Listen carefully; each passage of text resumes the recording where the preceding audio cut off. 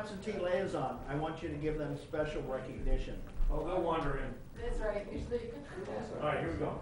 Did we please come to order and rise for the Pledge of Allegiance? And we have a special guest tonight, Bob Daddy, who's going to lead us. Yeah. Please follow me. I pledge Allegiance to the flag of the United States of America and to the republic for which it stands, one nation, under God, indivisible, with liberty and justice for all. Good job. This looks like pretty fast. Okay, we have, Steve, we have roll call. Commissioner Becker? Here. Commissioner Roddick? Here. Commissioner Intner? Here. Commissioner Rylander? Here. Chair Haney? Here. Commissioner Ford? Here. And Commissioner Basor is absent. And we do not have our council liaison present. Note that. Okay. All right, we're, public comments. Is there anyone that would like to speak from the public?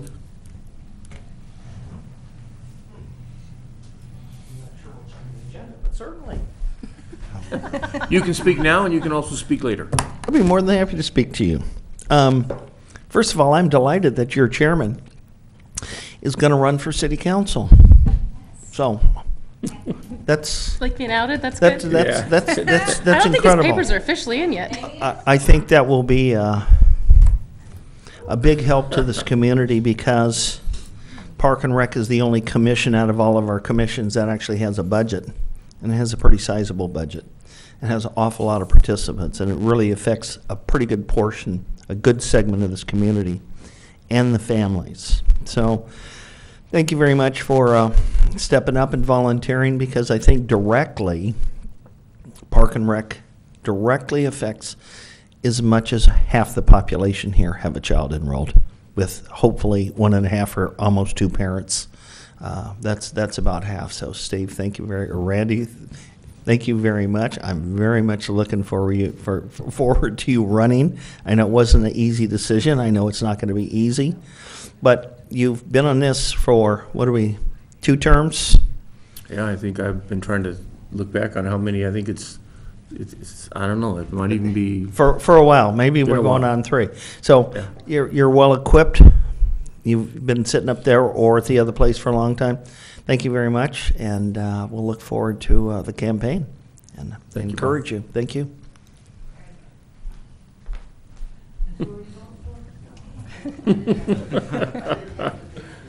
Okay. All right, any other public comments?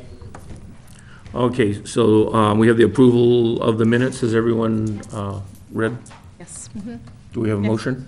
On April, the 3rd one? Is that the one we're? We're gonna do the first one. Can we do them, you want them individually, or can we do them both together? You can, either way. So why don't we start with the rate? Go There is ahead. a correction, though, on item 10 in the April meeting minutes, that Commissioner Roddick reported that the Ojai tennis tournament, I think that was Commissioner Basor. Ah, thank you for that correction. Or Ford. Or Ford.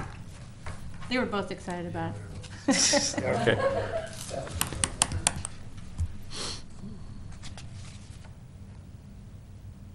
And I'll make a motion. Well, we accept Commissioner that. Ford was absent that night, so, so I think if we agree, we'll change that to Commissioner Basor. We Thank sure you for can. that correction. And our council liaison, Councilmember Clapp, is now present. All right, Betsy. Okay, so So I you want motion to continue? to There you go. approve the minutes with the change. And I'll second. All in favor? Aye. Aye. Okay. Do we have any presentations? That was just the 3rd. Oh, that was the Do 3rd? first Okay, now. so we need a motion for the regular meeting of May 1st, 2014. I motion to approve the meetings from the May 1st meeting. I'm a second. All in favor? Aye. All right, now we have presentations. Obviously, we don't have any presentations. We have the police department's oral report. Sir, you have the floor. Good evening. How are you guys doing tonight? Great. Just a few things. Going to talk about, looked at the call history for the last month in the parks in the city. Thought you guys might be interested in the activity that we've had out there. And I just looked at Libby, Zarzodi, and Clough Vista. Start with Clough Vista. We've been out there 9 times, and it's just July 1st to July 30th. But you'd be happy to know 5 of them have been our own initiated. We've seen somebody there that maybe shouldn't be there, or we've stopped and contacted somebody. 2 foot patrols. We had 1 ambulance follow up there, which wasn't a critical emergency. And then we had a traffic-related incident right in front of the park. So out of the 9, 7 of them were our deputies just self-initiating, contacting people. Now you look at Libby, we were out there 49 times in July. Seems like a lot, but just so you understand, the chief of police, his directive to his staff is he wants people out on foot at Libby Park doing what we can to mitigate the problems that we all know are out there that come up every day. So of the 49, 30 of them were foot patrols. That's the deputies putting themselves out on the radio saying that they're out on foot, Libby Park. So we had 30 of those in July. We also had 7 what we call subject stops. Someone either walking near or in the park that we stop and contact. But so far as the calls for service go, you'd be happy to know that 2 of them were check the well-beings, 2 suspicious subjects. We get a lot of those, but 2 for the month isn't bad. We had 1 theft call. We had a narcotics call, a lost property, 1 vandalism. We did have a battery. It was a misdemeanor battery. And 1 disturbance and 1 ambulance follow-up. So overall for Libby for the month, it was busy. We were out there quite a bit, but nothing real significant so far as law enforcement goes. Zarzodi's pretty busy as well. We had 38 calls for service out there. Well, we were out there 38 times, I should say. 29 of them were foot patrols again, deputies going out there, getting out of the car, walking around, contacting people. So far as the calls for service go, we had 3 suspicious subjects. We had 2 alarm calls.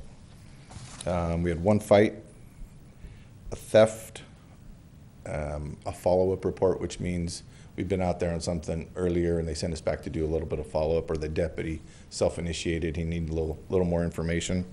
And there was 1 public service, which typically is somebody got locked out of their car or they need some type of assistance. Nothing real significant. Other than that, I didn't look at the skate park. Obviously, there's been a lot going on with the skate park, and we're looking forward. There hasn't been any changes, at least, other than it's been about the same as it's been the last couple of months. But we're looking forward to the meetings in August. The chief and I are both planning to attend to try and work with everybody to try and resolve some of the issues over there. But I didn't pull all those calls or anything. And if you have any questions, I'd be more than happy to answer them. Does anyone have any questions? I had, is there an Explorer program or a, lack for a better term, a junior police program, or is there entry-level part-time position in your department or in the county altogether? Yeah, we have a couple of things similar to that. Well, one, we have an Explorer post here out of our station. The academy is currently going on right now. We have 3 recruits or candidates here from the Ojai area.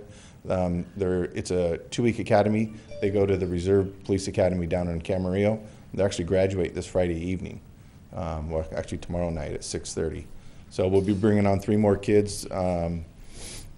I'm not sure what the total is of our post. I think they have around 15 or so members of the community that are both male and female that are involved. So far as employment opportunities, we have part-time positions for entry-level cadets. We also have a couple of extra help positions for entry-level into the county. Why I'm asking that question is I just always thought that one of the skate park issues is a manpower issue, and also adults talking down or talking or interacting to children. And I just kind of felt if we had 18, 19, or 20-year-olds that didn't have a gun strapped to their hip, might be a better way to communicate what the needs and what the regulations are of that facility. Obviously, I'm going to bring that up in the August meeting too, but I didn't know what the status of cadets or reserves or explorers and which one might be better suited to help solve some of those problems there. But that's where my question was going to. Okay, anything else? Well, thank you very much. All right, glad to be here. Okay. You guys have a good evening. Chair Haney, if I could just a moment, since the sergeant brought it up, just for the members of the public and those who might be listening at home, he referenced the workshop, special city council meeting that's been scheduled to discuss the skate park, and that is scheduled for Tuesday, August 19th at 7 p.m.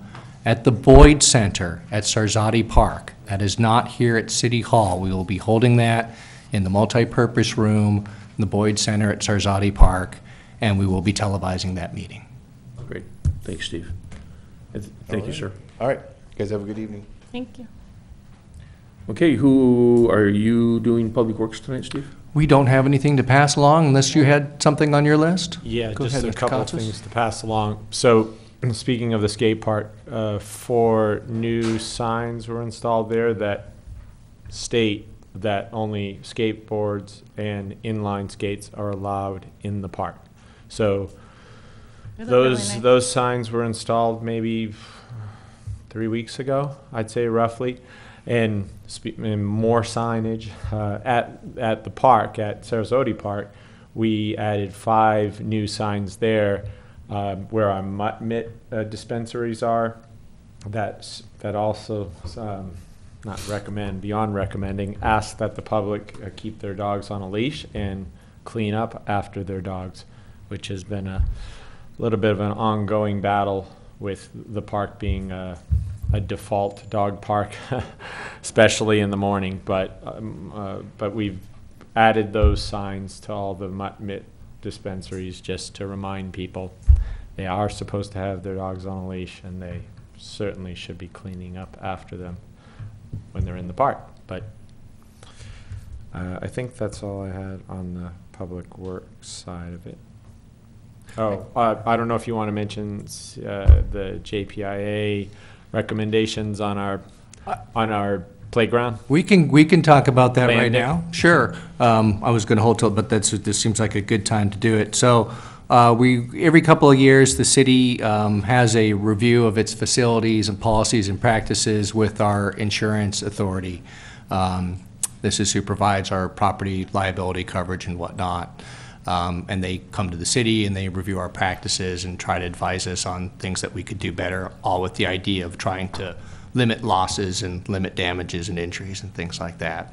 One of the things that they did note, which they indicated was something that we should address quickly, and we are working to address it quickly, is the surfacing at Sarzati Park.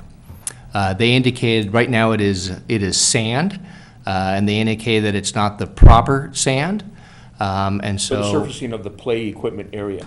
this is the ground, right. What you walk onto once you enter the fenced playground area.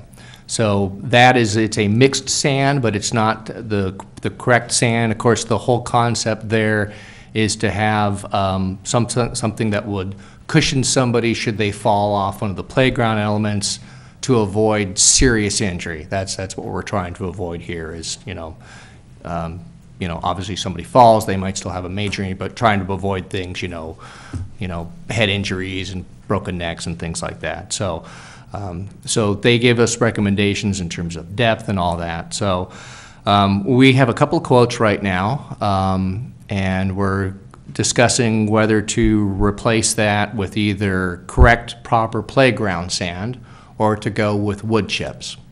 The cost is about the same, interestingly. We had a quote for, I think it was 300 tons of playground sand, which is comes in at about $7,000. And where did I put this? Here we go.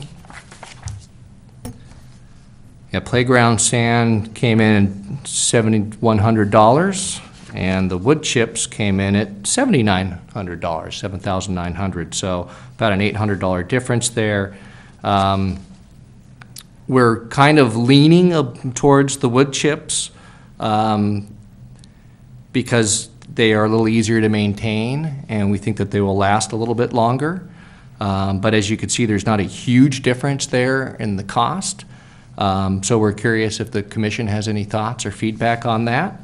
But this is a change that we're looking to make fairly quickly. It's not so bad that they said we need to shut our playground down. It's not that extreme, but it is something that we're working to get replaced very soon. If you were to move to wood chips, would you need to change the structure around it to keep them in? I don't believe so. We would need to look at maybe putting some gravel down below to make sure that we have enough drainage.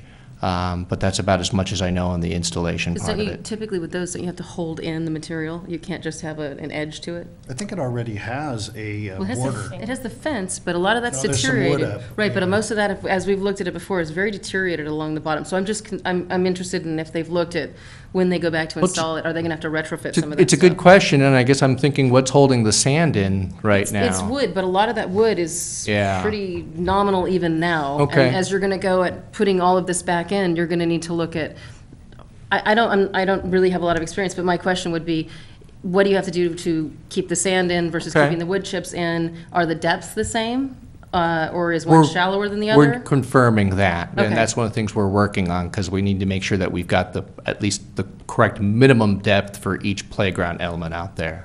And which is more or less, because I thought the wood chips was more, but then the other question I have is when we went and did our walkthrough, one of the things that we had talked about is that fence is serving no actual purpose at this point and is starting to fall apart, the chain link, and is not looking particularly good. If you're gonna go back in and retrofit and make sure that you've got your edging in and everything's up to standards, it would be an ideal time to take it out if you don't need it.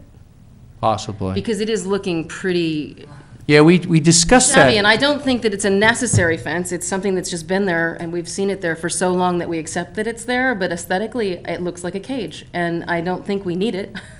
I think it's just there. So if we're gonna go in and have to mess around with that, retaining area and all that, it'd be a good time just to look at that, because if you're gonna take one out, you might as well do it all at the same time.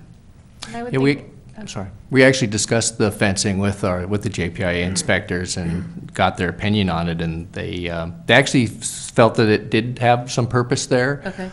In fact, we were talking about, we've had some requests actually for people to have gates because they're concerned with loose dogs running through the playground. Okay. So from some other parents' perspectives, they actually like the fencing, and they would actually like to see it with gates so that it would be a little more secure. But I think at this time, we're focused on getting that replaced. But Okay. I'll talk to the superintendent and see what he has to say on that, because those are some good considerations.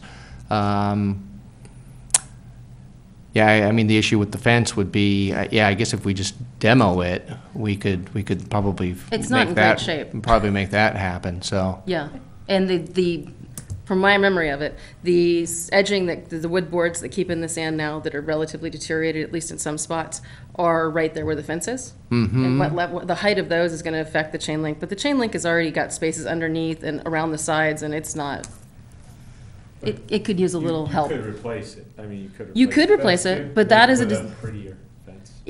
Yeah, I mean, I think the question there should be a discussion of whether you need the fence or not. Because you look at a lot of parks, there aren't as many parks nowadays that have fences around their play equipment. A lot of them are unfenced and part of the park and a much more inviting space.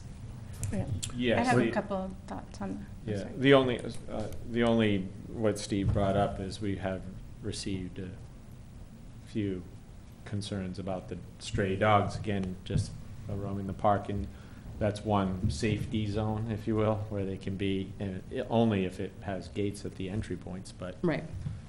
Well, then I think. How do they enter right now? what's that? How do they enter right now? There are no Through- gates. There are no Big gates. opening. Well, There's no, big but at openings, least it's- They're Right, openings. but there are the suggestions of wanting gates on those entry Okay. points. If you take down the fence if we got completely, our new- obviously it'll be even less If we got a secure. new sign up, then we should be enforcing it.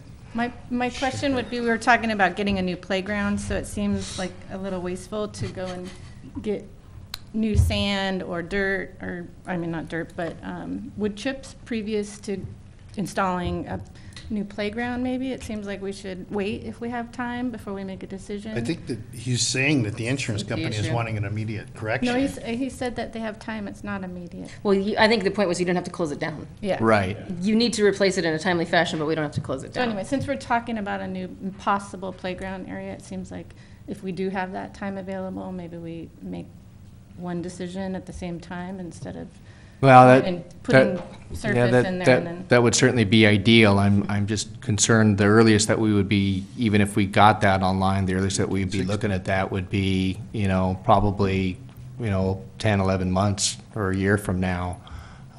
So it's a matter of, are we willing to take that on for that amount of time? Just want to say that, and then also, But I think maybe a question there would be if we put down sand or chips, is it really, I mean, I would think would be able to work around those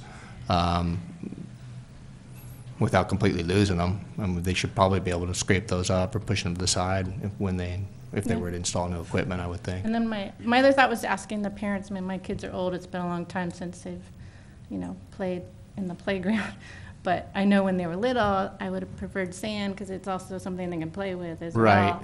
right. I never said go play with the wood chips. It's Right, They're in right. the sand. Have you It's been out there in a tactile. while? I'm sorry. Have you been out there in a while? Yeah, I was It's a out there cat last box. Saturday. It's a large cat box. Is it? That That's is why a- we need the fence. No, I'm just kidding. That is a detriment haven't- to sand. I haven't played in the Well, sand in a while. at the Wood chips playground. would probably. Well, I'd take it back to two things, and what So are the just a thought. what are the maintenance practices on what we have?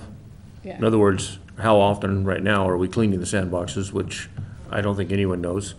The second thing is, what do we have in the other play area? Right, we have wood chips. We And have if we wood have chips wood and chips- exercise. Nice to have I would just think that it would be cost-effective to have We them just have in wood the, chips in there? to have them in the same, Libby Park Same product. Playground is wood I thought chips, they had the yes. padding. They have No. wood chips. so, and getting back to I would ask some being able to parents. recycle that material, if we did put new equipment in, we could pull that out and store it and then The wood chips. I put think it it's back a in. better Either one idea of than them. the sand, actually. I think that the wood chip should. And it's funny, the two moms are like, sand's a great idea, only because the kids really like sand and it's a play element in and of itself. But, Just throwing it out there. yeah. Well, as a dad of 4 small boys, I can tell you every time my kids come back with from a Something to playground, I gotta dump out their shoes because there's about a quart of sand in each one of them, so Can we anyways. just add it over the sand that's currently there right now? No. You'd have to pull it out. That Well, would, and that sand is not equally, if there's, yeah, It's totally. the current situation So is. they're gonna have to basically take a portion of the fence down in order to get in there. I don't know, Commissioner. Well, I would ask. They some- might, Maybe but I ask mean, parents what they that's, want. there's actually a piece of it that's a big That comes, yeah, swing gate. on that one end, on the Yeah, north on the end. one, Okay. right where The the north entry side, is. yeah. Okay. Why One of the entries. why don't we do this, why don't we, when we get closer to that decision, have Greg or someone from the city maintenance staff come in and talk to us about it? I think this is it. yeah, we really want to get moving on this quick. Well, have the wood chips been successful at Libby? Has anyone, Well, Yeah, I would say they have, but I wouldn't say that necessarily precludes sand either. So, I mean, they're both acceptable in terms of playground safety. So I think it's really comes down to what do we think people prefer or what works best at that location. I If think you're it'd be asking great for to a ask head count, I like the parents. sand, but, Okay. I'm going to defer to Greg. yeah. Okay. Public Works vote is for the wood chips because they feel it's easier to maintain and a little more long-term cost effective. Yeah. Could she come to the podium? What kind of wood chips? Would you like to come to the podium? I have a voice that carries. What kind of wood chips? Are they treated wood chips? Are they, are they a certain playground wood chips? I'm So- sure they're certified for that, They're the fiber. So these come with a certificate of compliance, right? mix of random-sized wood chips, 97 to 100% fir, and 0 to 3% pine. And it references the ASTM F1292 standard specification for impact attenuation of surface system under and around playground equipment. And it's free of twigs, barks, leaf debris, and other organic material. And this is the same as what we're using at Libby. Yes, Correct? Yeah. yeah, I'm assuming So it's it's the same material as source. Libby. If you want to look at an example of it, it's the same materials there. That's a good question. You know, the benefit too of the wood chips versus the sand is all of the oak leaf that are falling and all the twigs and all the branches and all the debris from the trees in that adjacent area. They'd mix together beautifully. Jack? Just an unscientific acknowledgement. When I'm growing up, going to that park, the playground there, tons of poop in the sand. Ooh, really? Yeah. It's horrible. The wood chips at Libby Park, not so much. Okay, wood chips. Well, again, one of the reasons I brought up the maintenance frequencies and practices, my past experience with LA City Recreation and Parks is we cleaned our sandboxes weekly. We screened them weekly just for that reason. We screened them for feces and we screened them need to for be glass. We screened them for a number of reasons. That's a lot of work for you guys. It was a lot of work. But if you have sand, it's something that should be done. So Yep. it should be maintained. It sounds like wood chips. Yeah. Yeah, there are some advantages to wood chips. Yep. Well, thanks for the input. Okay. So, are we on to discussion items? I think so. Review the selections. So, yeah, let's start with A and then we'll, you know what, I think B on the discussion items is gonna take the greatest amount of time. Do we want to, do the assignment of commissioners and then maybe jump over to the staff reports and then come back to and end tonight on the discussion items for the August 12th joint session meeting? Is that fine with everyone? That's fine. Yeah, that's fine. Just a suggestion, you might see if there's any members of the audience here to speak on a specific item. I don't know if that might sway your Okay, great. order. Is anyone here to speak on the discussion items? Specifically, or are you in a hurry? Do you want to go home? Do you want to? Okay. Or if you do, we'll stay in order. Randy, the only one I was interested in, I guess it's 9. What's happening with the bike park proposal in the school district? Right, that's why I wanted to jump to, that's why I wanted to do discussion item A and then let staff go to 9 and cover all of those things briefly. I have the same thing, and then we'll come back to discussion item B. Okay, so why don't we do that, Steve? Why don't we go through appointing, or first we'll ask if someone would like to be a part of a certain function of the recreation programs, and then if not, we'll assign. I'm Okay. open to assignments. I'm totally open. Yep. Okay, so let's open it with that. Is there anyone that would like, Steve, are these, in Sophocles, are these our main elements? Gymnastics, swimming, sports leagues? My understanding, those are the areas that had been predetermined by the commission for assignment. Okay. So you could certainly modify those. So does anyone, would anyone like anything first, so you get first opportunity?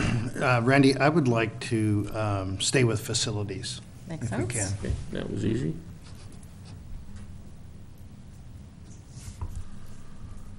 And actually, I had gymnastics, and I wouldn't mind staying with that. I had sports leagues, I'd like to stick with that unless somebody else Okay. wants Okay? Microphone. to Sports. I'm open. You can just assign something. take. Well, this swimming, office, Now, I'll take swimming, Office. summer programs, what's that? Take office. Okay. and swimming is soon to be done. It is. Okay. It's over. You take swimming. Unless we work something out with a pool to have a year-round aquatics program for our recreation program, but that's another discussion for another day. Just dig a hole. Okay, so the summer program is obviously a seasonal thing, so it's almost coming to an end, right? I have gymnastics, swimming is almost over. So Sage, you don't have anything, and Robert doesn't. Or, Robert's got facilities. Or, not Robert, but Brew. Wayne doesn't have anything? Summer programs I can don't also be either. replaced with the next summer holiday camp that they have during the school year, maybe. Oh, So we want to camps. call that camps Yeah. and special programs? Yeah, you Okay. could lump that together. Okay. Instead of summer programs? Since they're almost Well, done. camps for now. in general. Yeah. So it's summer programs and camps. Okay, and so Sage is volunteering for that? Sure. Do you have a preference? No Okay. preference?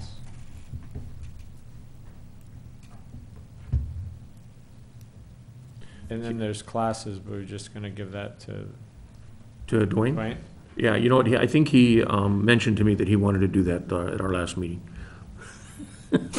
I heard the same thing, Randy. Well, tell him if he really wants to switch. I'm open. We're agreeable and You get workable. swimming? Okay. Okay. Is there even swimming right now? Well, There you know, is. the There's thing a about it couple is more it's almost over, so it might be a It good is over. time. It Is over, done. and Yeah, staff's it's done. Staff. Okay, Well- so, But you could probably do a recap of the season. wondering, yeah, how it went and that would and- be effective. In fact, it might be a good time to do it. Sure. Yep. Yeah. and I think so, there is some accountability that maybe each of us need to speak to our specific assignment at each meeting, and just a brief statement, just something that's going on, something they, Do we want to do each meeting, or do we want to each take a time to talk about it, like a month? I mean, like, for instance, with mine, We might have summer updates. camps and camps, I could do my work and then in a month or two, kind Okay. of do a so as recap needed, of what but, happened. as needed, but let's prepare someone for each month to actually Okay. speak to their responsibility. I think that's a good Okay. idea. All right, All right, done. all right. See, I knew that would be quick. Well done. Okay, Sophocles, we're gonna turn the floor over to you and Steve regarding the staff reports. Okay, Steve, I can start out with some program updates. So, since we're on aquatics and talking about that, Austin, this is some information for you. You can say at the next meeting for your report. Last year, 2013, for aquatics, we had 175 participants. This summer, we had 265 Oh, excellent. participants. Yes, almost a 50% increase. So Excellent. we're pretty proud of that number. I'm not sure how to explain such a big jump, except for the fact that The the heat. consistency, Well, the consistency of the your market. program. Is I this the think second or third year at Villanova? it's at least the third. Third year? Yes, so I think that is a factor. is understanding. Understanding the Yeah. process, knowing where to go, that they can get family passes. Off top, I think there was actually a few less That's a family good passes sold. I think we had 39 to 40 in 2013, and we sold 35 family passes this summer. So not much of a difference, but where we saw the huge spike is in swim lessons, almost 100 more people this summer. So it's quite a number. And five-a-side, I know we talked way back and even before May about partnering with AYSO for that five-a-side program. And just to throw out some more numbers, in 2013, the Recreation Department had 70 participants in its five-a-side program.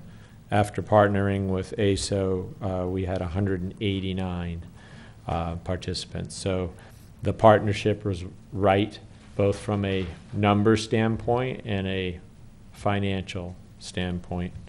Of course, we took in more revenue as a result of that partnership. Yeah, as we talked about, aquatics program is over. The staff were great too. In addition to the numbers, we've had consistency in staffing. Our pool manager has been with us since we started using Villanova as the facility. So that, again, all that consistency helps with increasing numbers. We are in week 7 of day camp. We had our annual talent show this afternoon. It was lots of fun. So that went for a couple hours. So we have 10 weeks of camp. So three and a half more weeks of camp remain. Oh, really? In our day camp, we average about 40 day campers a day. And then we have our 1 week specialty camps, as you know. So, for example, next week is a big week of specialty camps. So we have our separate day camp that goes from 8 to 6 every day, or parents could take a half day option, morning half day or afternoon half day. But some of the specialty camps we have going next week are, we have a horse camp, we have a science camp, Lego camp. This will be our 4th surf camp. We've already run 3 surf camps. And Fusion is not completely out, even though we no longer partner with them with the five-a-side program. They run our summer camps. They'll be doing another, this will be their 3rd soccer camp of the summer. And what's enrollment like in those? About 15 to 20. In all those? No, each. Okay. With In each each, of the- in each of the camps. And are the Lego classes filling like they always have, or? Not full. Okay. No, I think last session, they're mixed. There's 5 to 7-year-olds and 8 to 12. I think between those two, I think there was about 27. Oh, that's good. But Okay. it was a nice number, 27 8 to kids. 6, how many kids are there from 8 to 6? How many 8 to kids, 6? 8 to Oh. 6?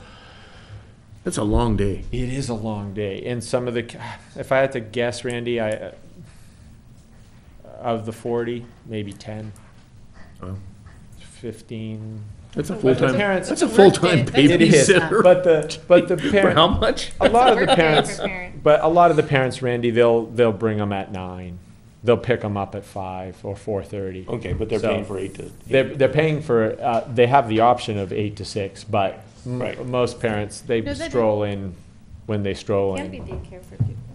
I mean, we don't have the smart No, I'm start just- anymore, and there's nothing wrong with it. Yeah, I mean, when I was growing up, I actually lived at Columbus Junior High. I mean, I was there when it opened, and we were there Yeah. 9 to 9. I mean, so I understand it. We I was need- just, Yeah. Something Oh, like some that. parents, well, actually, I said 8 to 6, but we're opened as early as 7:30. Right. And you will have 2 or 3 kids come at that 7:30 time because working parent Right. who's going to Yeah. Ventura needs that 7:30 time, so. And they're older, and it's fine, and. Yeah, we definitely have regulars, just repeat registration from a lot of our participants.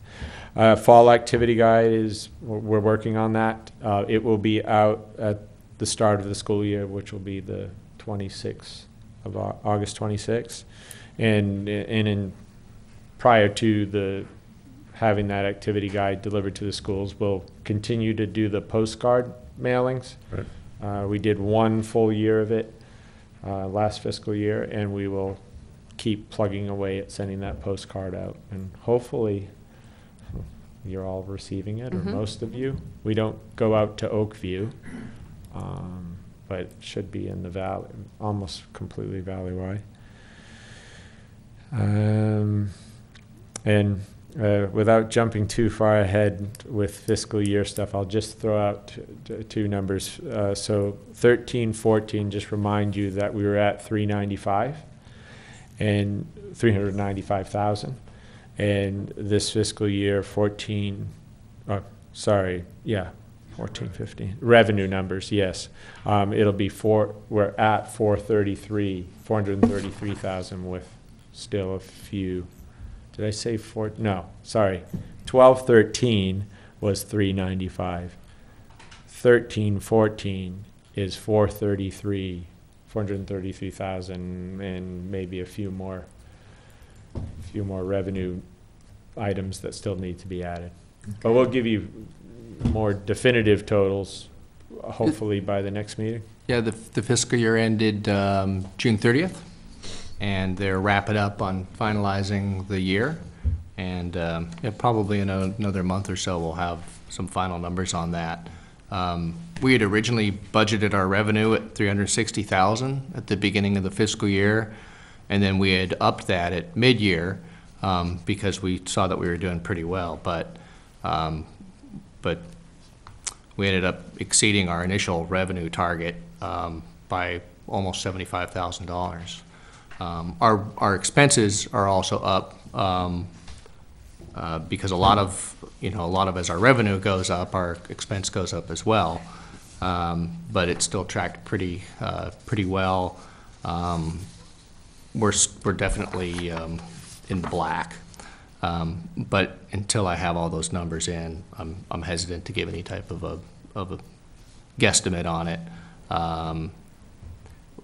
We exceeded our original adopted expenses by about 40,000, but in our mid-year revision, we had taken that up to 780, and it doesn't look like we're going to get anywhere close to that. We're at about 745 right now.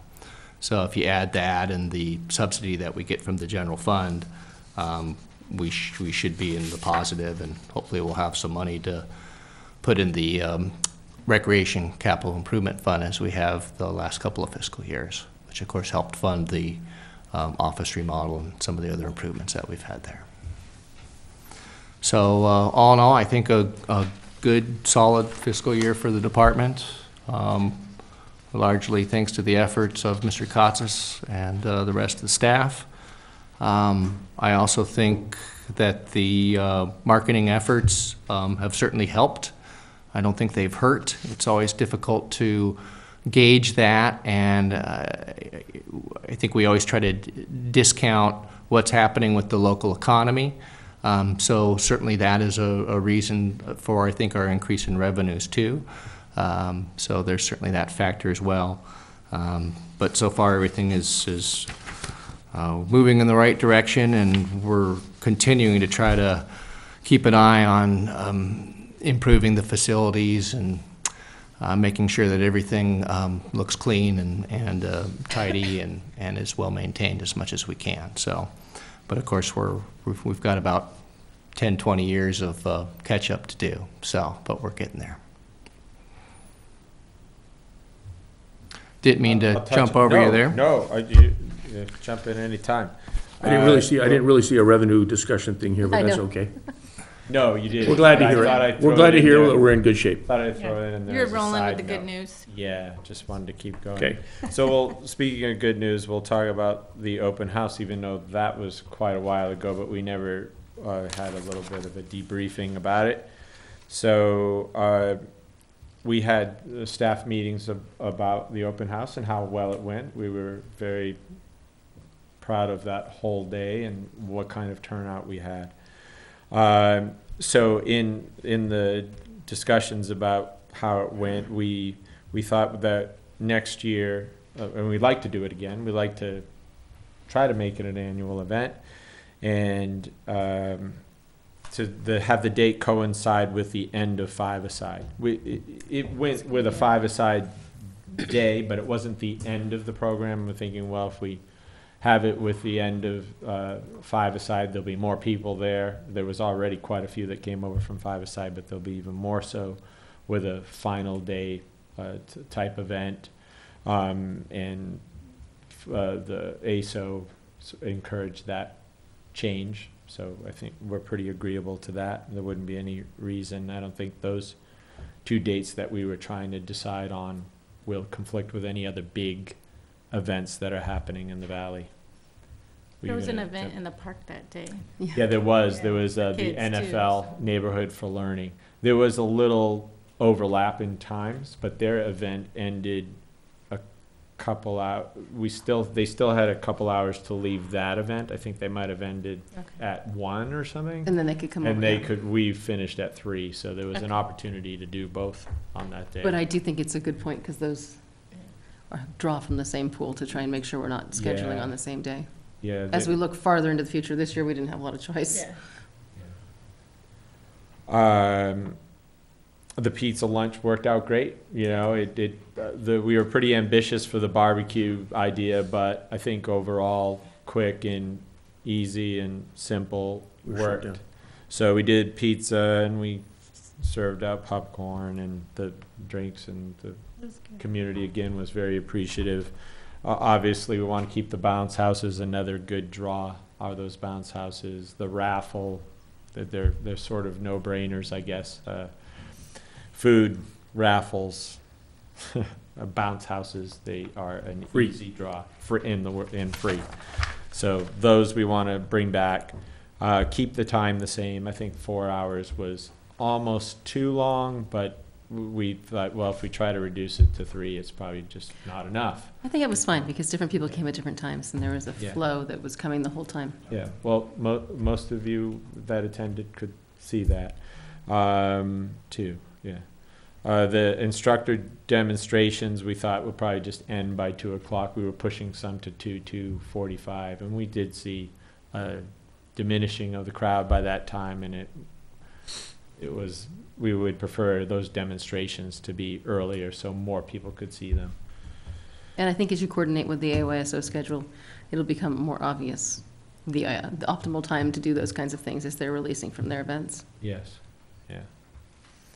All those Ojai Day flags along the road were nice. Added a nice colorful flavor. Yeah.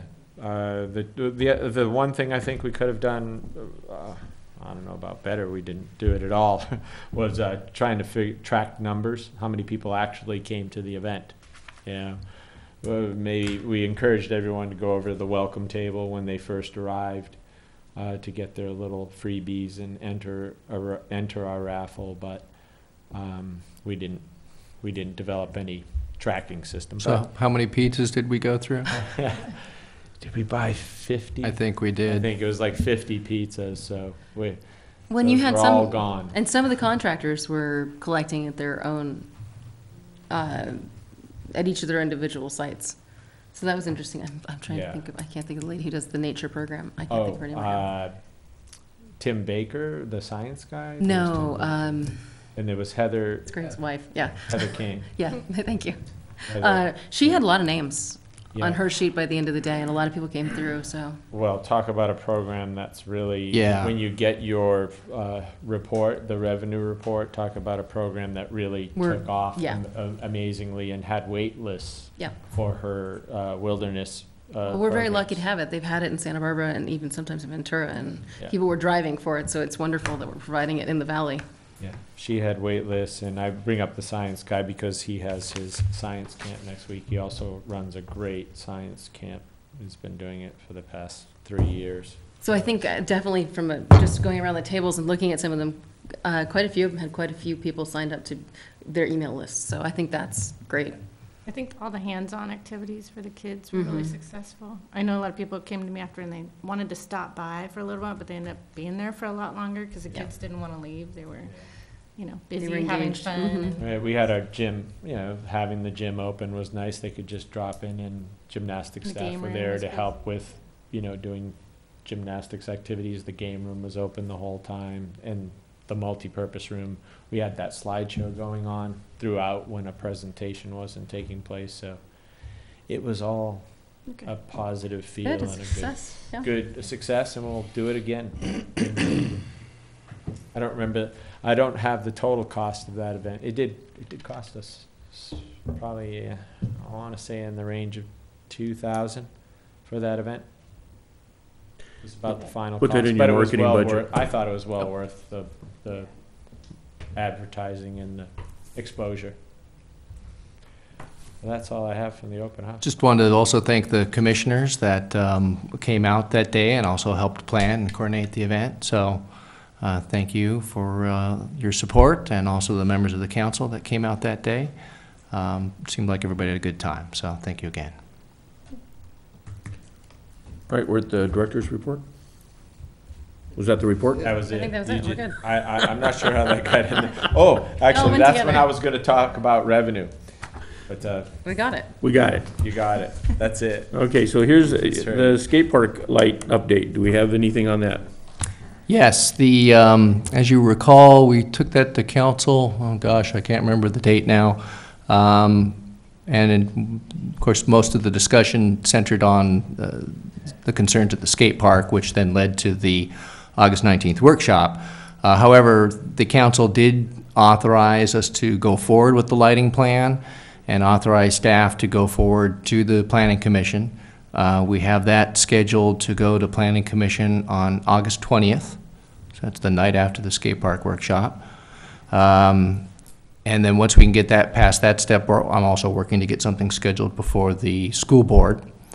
And what we're trying to do is get all the approvals squared away so that we can then hopefully work with a donor who can support the project, and we'll go forward from there. We are still working with Skate Ojai, and they have the plans and have agreed to make those plans available to the city.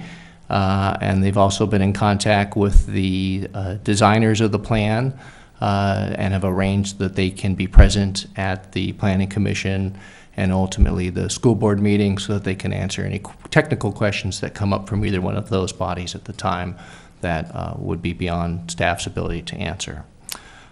So we appreciate the continued cooperation of Skate Ojai on that, and we are trying to do our part to knock down any potential remaining barriers, if that is the will of the Planning Commission and the school board. And then, as I said, hopefully we will then reach out to donors and get that going. So that's where that is right now. Does anyone, Wendy, or do you guys have anything to add to that? No, Steve is correct. The next thing to do is to get approval from the planning commission and the school. That's really the next step. So you're going to do a presentation to the Planning Commission? Steve will. Steve will. Correct.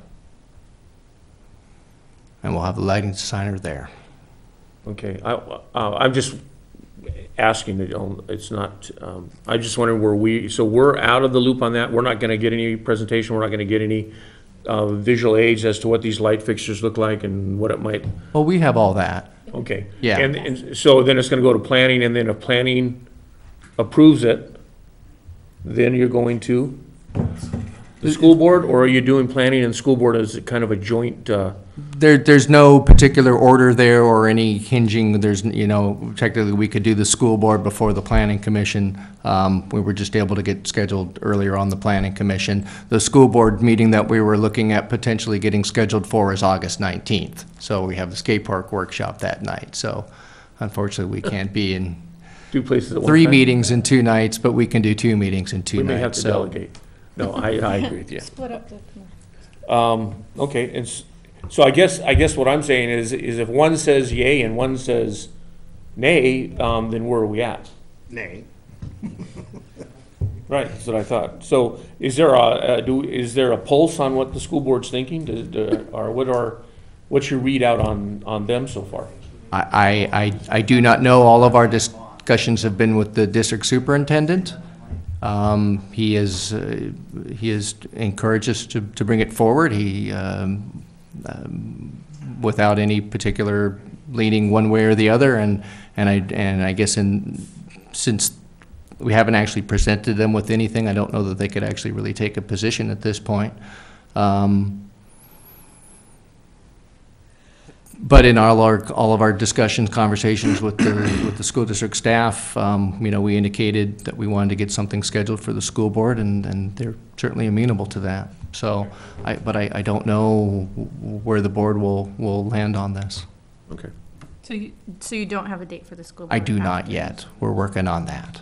And that would be presented during the school board meeting, or is that a meeting with? Yes, that would be from my. The agenda is at the school board meeting, correct? Correct, to For the Board of presentation. Trustees, right. So, Okay. but our hope would be that we can have planning commission approval, and that would be the last step in terms of the approvals. It would be nice. It's so hot out to be able to skate at night right now. All All right. right. That's all that I have on So that. the skate park workshop is on August 19th? Correct. Talk about that.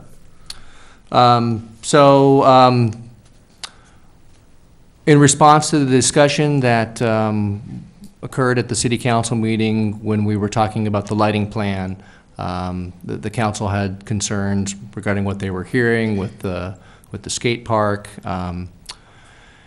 And as a result of that, we've done a couple of things on staff level. We're doing a lot of research to gather up information on what other communities are doing with their skate parks, how they operate them, whether they're supervised, unsupervised, whether they allow bikes or not, whether they charge an admission fee, their various rules, all that. So we're gathering that information for the workshop. Will that information be available to us before the workshop?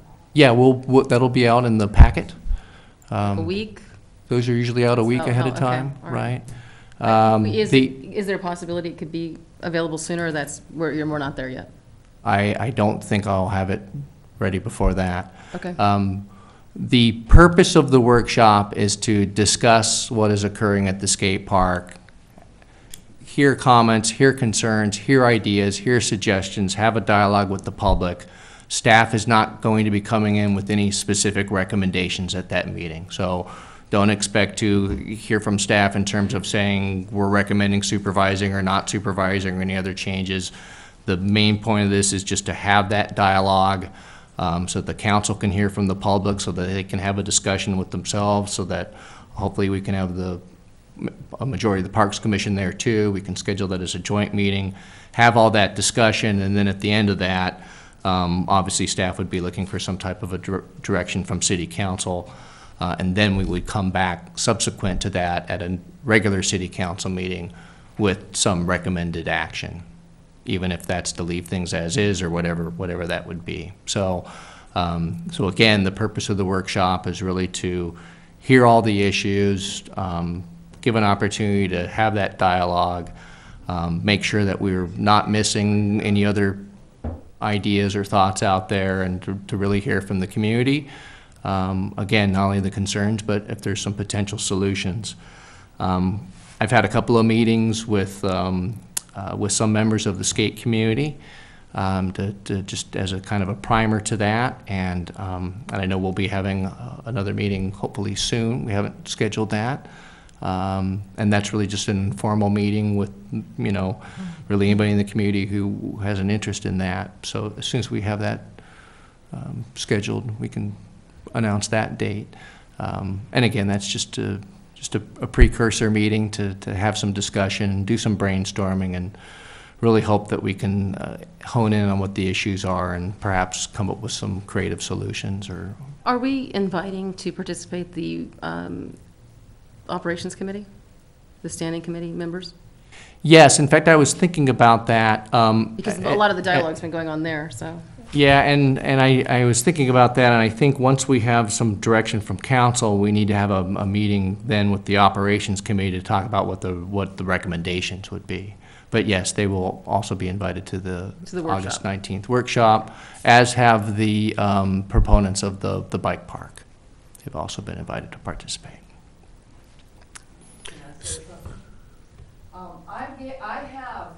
I still have a record of all Southern California skate parks that I gave to City Council regarding supervision. Whether they're supervised, whether there's paid, whether there's none, I still have all that information. I passed it out to City Council. It's been 2 years. I can update it, but, Bring it. yeah. I Well, will, or because, I don't mean, bring it to the meeting, bring it what earlier. happened to all that information? I mean, Submit it to staff before the meeting. I think that would be more I helpful. will. Yeah, we'd love to take a look at that. We You can. know, I mean, it was hundreds of Southern California parks. I think it was from San Luis or maybe even Santa Cruz down, Okay. you know. So I don't know what City Council ever did with it, but the information was there. There was only maybe a handful of supervised parks, but I will update that information and I will hand that before the 19th. That'd be great. Can I ask you, obviously, I'm aware of a lot of this stuff because we've all discussed it. What is the city council's view of what the issues are, so that we're clear on that? I don't think that discussion has occurred yet, and I'm always hesitant to speak for the council. I mean, there was the discussion that occurred with the skate park lights, but since the majority of the council hasn't taken any action, the best that I could try to do would be to convey individual council members' opinions, and I'm not really too comfortable doing that. I'd really rather refer you to the minutes or refer you to the individual council members themselves. No, I was there. Are you I'm just asking for curious- what's going to be on the agenda for the workshop? Yes. Yeah, I think you're looking to know Just what questions discussion. are going to be You said asked. we're going to be I don't think discussing there's gonna be an issues, so- agenda. I think it's just gonna be an Open open. Discussion. Open forum. Okay. That's what I want to know. Right, there'll be a presentation from staff. We'll present some of the information that we've obtained in terms of other skate parks, and really from there, it's to have the dialogue. That's Okay, so- really the focus. So I think the question that you could ask is what is going to be in the staff's presentation? Yes. You're going to address research you've done on which parks are supervised and which aren't, but that's what you're getting at, aren't you? Right, Wh- city where you're going with liability this. issues, right, the design of what the park is currently designed for, what the current park rules are, potential options for, you know, just things, just to stimulate discussion, potential options to consider, you know, what the supervision option would mean, or how that might look, or various ways that that could be achieved. But again, that's just another option, and we're not giving any weight or priority to anything at this point, nor are we going in with any preconceived ideas. Right, but those are the questions you're going to answer to start with. That's what you're going to present information on. Correct, right, just trying to prevent some factual background, talk a little bit about the state code and how that plays into hazardous recreational activities and the city's liability and all that. Okay. Well, so we went from a skate light presentation at the city council meeting, and then went from that right into we have a user issue, and that's what created this new August 19th. That's correct. As a non-agendized item of discussion, I Right. guess. So, so you are gonna put, the perceived issues, because obviously you're researching for those issues, am I correct? So we're gonna have what the issues are, what might be some of the solutions, or what, is available to us to, look at and to choose from. Yeah, really trying to come up with the menu and the lay of the land, so to speak, without, you know, influencing that to go any particular direction. But, you know, gee, if we decide to go this way, what does that mean? Or if we decide to keep it as is, what does that mean? Or, if we were, I don't want to continue to sit here and speculate, so. Steve, I got a quick question. A lot of it had to do with, I think, some discussion from the sheriff's department, I think. Correct. In that meeting. Right. My personal self would like to see what he actually is talking about in writing. Yeah. That we can view it and see everything. In fact, I'm almost from this point forward too, is asking our city liaison to bring it, and so as part of our document, that we actually get a report from the sheriff's department, a written report that goes into our minutes and stuff, so that we have future things that we can look keep back. that referred to it. Well, yeah, there's a couple of interesting questions there, like why we didn't have a skate park report today. We were part of, why we didn't have a skate park report today is a really interesting choice not to do that today, when he very clearly went Right. through each Well, of the we parks all- except we for all the skate park, but understood okay. Well, Yeah, we all Yeah. understood why. But it was, again, so, but it would be really nice to see the information like to see the that's being numbers. cited so that we can look at it. Yeah, if that's possible. I mean, it could be privileged information too. Well, I know the captain's working on that, Oh, yes, okay. and both he and the sergeant will be there. So that evening, they weren't made available per se, it was just No. an impression of it? Wendy's got it already. What council gave, what was given to council? No, Okay, what was given She to went to the council? city. Or was it just an oral presentation? There was an oral presentation from the chief. I don't remember if he gave a handout that night, but there was some information that he referred to, which is available, because I know Ms. Hilgers did get that, so it's public record. Right, and if it's out there and it's been given to the council and other members, I think it'd be great if it was forwarded on to our commission. Okay. Even before the meeting, Previous like, to the as soon as it's available, if it's already out there, it would be great if you could forward it to us. Yeah, and I think what happened is it created a scenario that wasn't there, and that's why we're having a joint meeting and, or a. That's what I want, if there is documentation and there's proof, then, we need to review that and actually look at it. That's like, I think all of our reports from them should be in a written form so that we can include that as a part of our packet and our minutes. I think there's another issue that goes along with. Take that request to the city manager. How many stops or how many visits a patrolman makes to a facility. That's their job. So I was a little lost on why I had 100 stops at the skate park, why that's excessive, or why that's not normal, or why that isn't just their job. But it's So- also park and ride. So this reminds me a little bit of one of my favorite things with the old bit about the guy on the radio who gets on and says, okay, and now for the baseball scores, 5, 4, 3, 10. I think the problem sometimes with statistics is unless there's some analysis behind it, it's very easy to maybe skew that or not quite understand that. So we will be asking the chief to explain that a little bit better in terms of what that all means, because you can spin those numbers a lot of different ways. You could say, well, gee, that's great. They're getting out to the parks a lot and they're making sure things are okay, or oh my gosh, they're going to the parks that often, things must be out of control. So I think it's difficult to draw a conclusion on that. But we will have the chief there and he can address that. Well, and I'd like it in writing, because I mean, if they've pulled a report that he's citing, I'd like to just see the Yeah, information. he's got the numbers. Yeah. We can Okay, provide that. Would you guys like, anyone want to speak to this? Just, That's for August 19th, correct? Yes. right, Yeah. Or for the commission when you can get it to us. Did you want to say something, Wendy? Okay.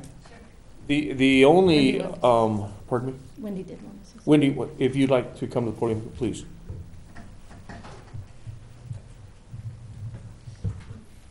I do have the information. After that meeting, which was very upsetting, I did go to the city and request a copy of whatever he was referring to, but as Councilmember Clapp knows, you didn't have any information. No, we didn't. No, nothing was given, so I didn't think that was proper. But I did request it officially, and the city clerk got my information over to the sheriff's department, and the next day I was given a piece of paper, and it was just a piece of paper like this with numbers on it, dates and numbers. So it didn't mean anything to me at all. So I went down to the county and I put in an official request for the records that they keep from the department here. And I got that and compiled that. And then I had questions about that, so I went back through the police department and scheduled a meeting with the chief, and my friend and I went, and I asked him to help with each one to tell me what those meant, what those numbers meant that were absent. So I do have all of that information, and I can copy that and give that to you. It's official. They're official records. The last bit of information that I don't have, which he gave to us at the meeting, was the specific numbers of tickets or citations that were given from the year the park was opened. And we discussed that there, but he didn't hand me the piece of paper which had the numbers. So I just asked, I sent another request for that, and I haven't gotten that yet. So Steve, can we make a request from our Because, commission to have that available to us before the meeting? Yeah, I can copy that for you, what I have. And I think but it was helpful tonight how he explained each one and what it was. It's That was helpful. the first time that they've done But what this. I think that one of the issues that night at the city council meeting was people in the audience were upset who saw inequities in how citations were given, or tickets, or whatever they're called. And I think the paperwork that we got shows this. So what the kids were seeing was verified by the numbers. And what came out at the end of that city council meeting was to hear the sheriff say, well, up until 14, we don't really give tickets to people. Most of the bikes and scooters are under 14, so we don't ticket them. And up to 17, there might be a fine, but maybe public service, maybe not. After 18 and up, they're adults, and we'll ticket those. So what kind of a comment is that? We're wondering, at the skate park, you see bikes and scooters. If these people are disobeying the law and getting into the skate park and not being given any kind of punishment except to shoo them out by the police department, nothing means anything. The signs mean nothing, the potential punishment means nothing, and that's what was happening at the skate park, and is still happening. The park is such an incredible success that everybody wants to use it, and you can't blame them. It's wonderful, but you can't mix the uses. As you all know, the park was designed by the skateboard people. Money was raised by the skateboard people, and then there are different facilities for bikes and scooters. You can't mix them in together, and damage is done, but the danger is of the highest interest. It's dangerous. So the numbers are there, and it shows, his record shows. And certainly if you or the city council put in a special request to the police, they would have to present some kind of a report, even beyond what I have. But I'll give you everything that I have. Well, I think, Wendy, that'd be a good thing to pass on to Steve, and he'll put it into the Great. package for Well, us. I can do that tomorrow. And you might want to do a cover sheet, Okay, so it's clear exactly what that is and what it represents. okay. And I think we're all looking for a solution, a good solution. It isn't, you're not anti-bike or anti-scooter. It's just not the proper place for them. Well, Thank yeah, you. Betsy, thank you, Wendy. I think I can clarify the problem with the enforcement issue. I was told by the city attorney that the judges are throwing these tickets out of court. They are not enforcing with kids under 18. So they're not backing up the citations, so they're meaningless. So we've got a problem with the court system helping us enforce our laws. So that's one of the problems with the whole situation. I think in general, the council wants to have the park be used for what it was intended. And how we can come to a solution to make that happen is the question. I don't think anybody feels that the park's a negative thing. And I think in general, and I'm speaking in generalities and specifically for myself, we want the lights, we want the use to be for the skate parks, and we're seeing that it's being dominated. And every time I drive by there daily. It's not skateboards anymore, it's bikes and scooters. That's all you see in there anymore, and helmetless kids. So it's a real problem, and I think we all want to come up with a solution. But I just really wanted to point out that we've got a real problem with our court system not backing up our laws as a community. Can I ask a question? How many people were here when we used to have our own police department, Ojai PD? Yeah. You remember when you got a ticket, you went to the city hall to pay for it? I know, it's Why really can't- unfortunate we're not getting the support from our legal system. Because how are we expected to enforce our rules and help solve this problem if they won't back us up? We're making the rules, and the rules, you can make the rules, but. Yeah. I mean, nothing against the sheriff's department. I know they're busy, they got everything. That has nothing to do with the sheriff's department. That is the district attorney's office who's making those choices. Yeah. So it wouldn't matter if we had our own police department or not. It's the DA who is saying, right or wrong, that the court system is jammed. And, you know, I can kind of understand their perspective. Do we want to tell this judge that we got this felon situation or whatever, but no, we're going to take time to deal with a 12-year-old who, wasn't wearing a helmet or safety equipment. And from the court's perspective, they're very limited in terms of their resources too. So, Oh, I have a question.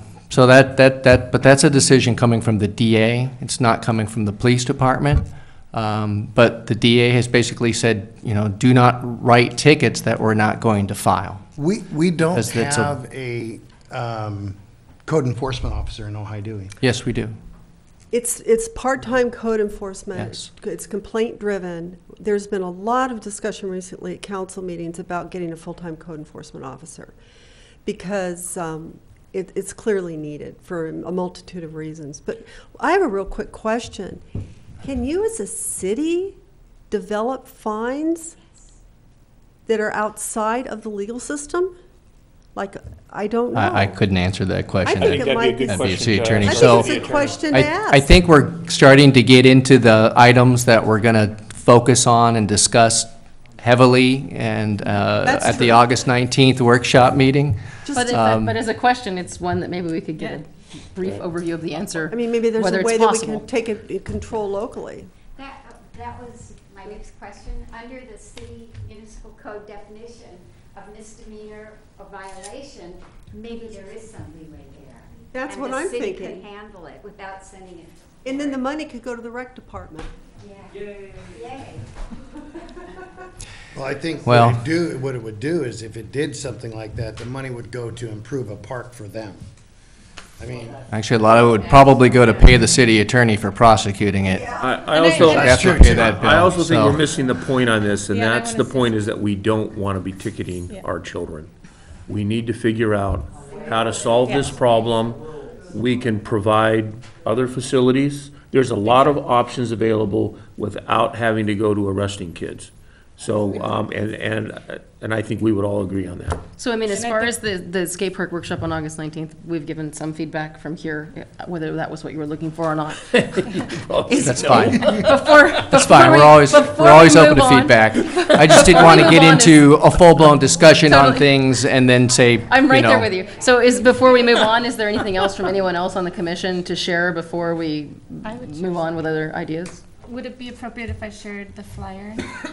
Yeah, I was going to, so absolutely, because I didn't bring my visual aid, so Okay, I guess so it's yours. I think it's good timing, because I think we all agree that we don't want to give tickets to kids. I think we just need compliance with the rules and to bring it back to a skate park. So one of the solutions was an outreach possibility, and the city created a flyer that some volunteers will be passing out. I'll hold it up. Yeah, what's I So that do. I just have this one, I'll pass do, it around. And it's just basically the rules of the skate park, and we're hoping that the kids will take this home and show their parents. And just another way to get it out there, and we can have that discussion and let people know, because I think a lot of us have seen that the kids have gone so much that maybe parents don't even realize that they're not supposed to be in there. A lot of them get dropped off and the parents drive off. And so we just thought one way of actually just handing this, having a conversation, and getting the word out. Well, and what about the fall guide? I mean, to continue the message and stay on message, can we be sure that we get it in there? Sure. And then even partially, if we're doing a postcard, is there a way to, they're tiny, so probably not, but carve out a space to really Remember your focus on skate it? park rules? Yeah, We did that actually Well, initially. in one of the that. postcards, probably the first postcard, we included that. One of the three, we included the skate park rules. Yes. Especially pointing out the fact that there weren't supposed to be bikes and scooters in the park. We can do it again, and we can put it in And our get the fall word we can put it in our fall activity guide as yeah. well. Yeah, I think, and if people could help spread the word and get it out there, obviously, nobody wants kids to have tickets, but I think we need parents letting the kids know that it's one of the rules.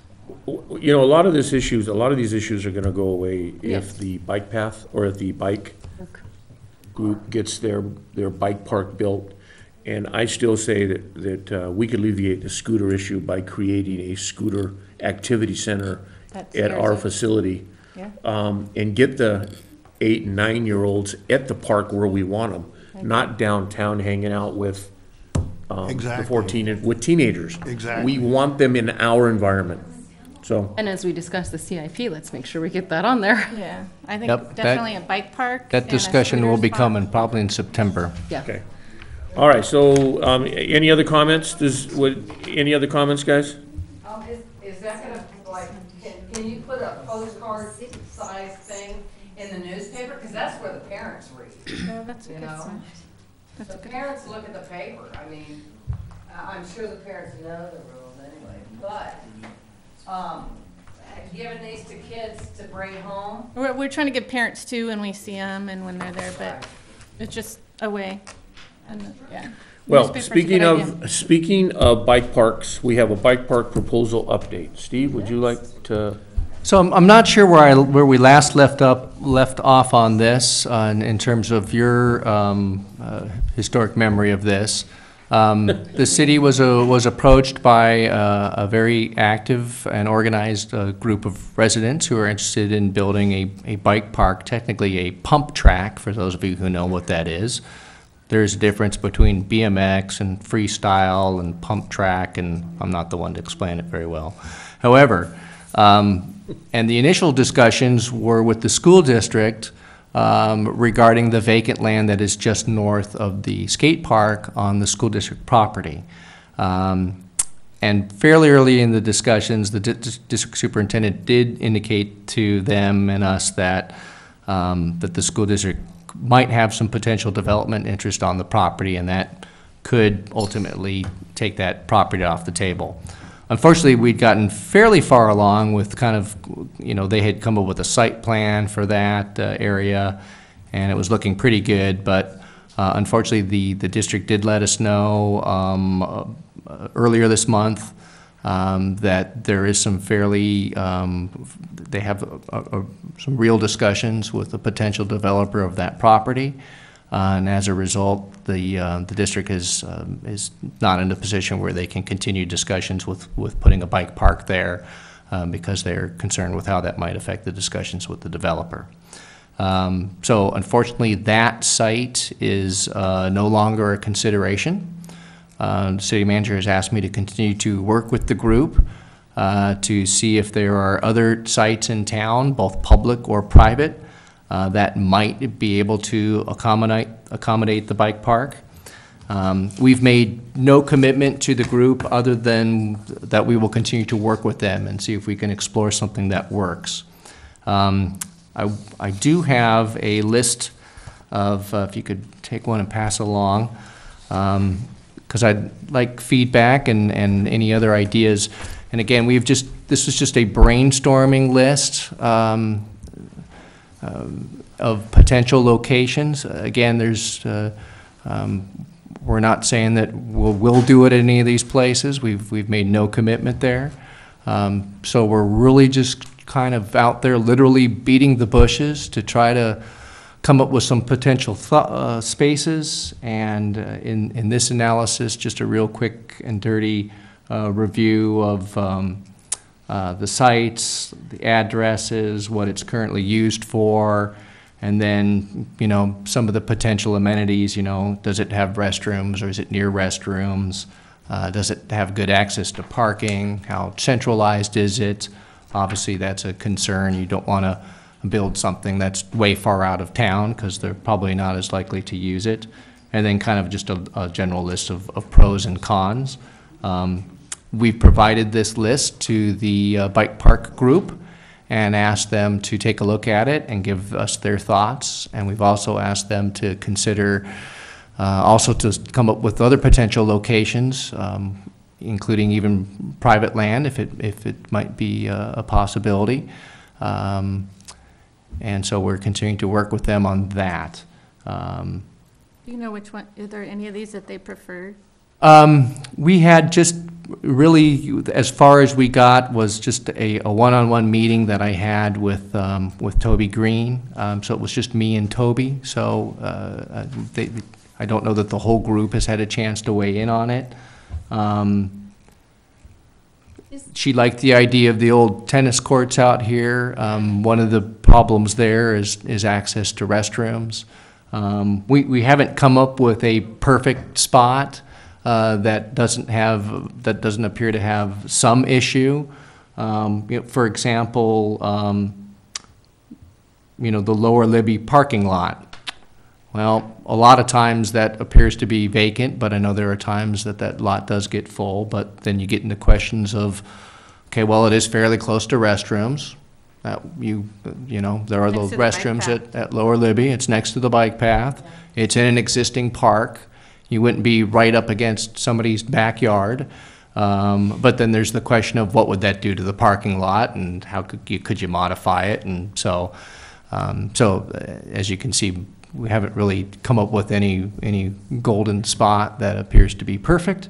But we're really at the point where we're just, like I said, beating the bushes and trying to come up with potential locations. So if the commission is aware of any other thoughts, any other sites? What we're looking at here, I mean, is it something similar to a skate park? Or- It's dirt. In terms of the not square hardscape. footage, is that what your question is, kind of the square footage, area? and is it gonna be something dug out, or is it something they just The looking pump for track flat? is all import. It's all import, right? So you could come in and you could put it all above ground. The area. I mean, I wish they could answer these questions better. I mean, it is scalable. I mean, certainly they had a large site there that they were looking at, the school district property, and they were trying to, take every advantage of having that additional space.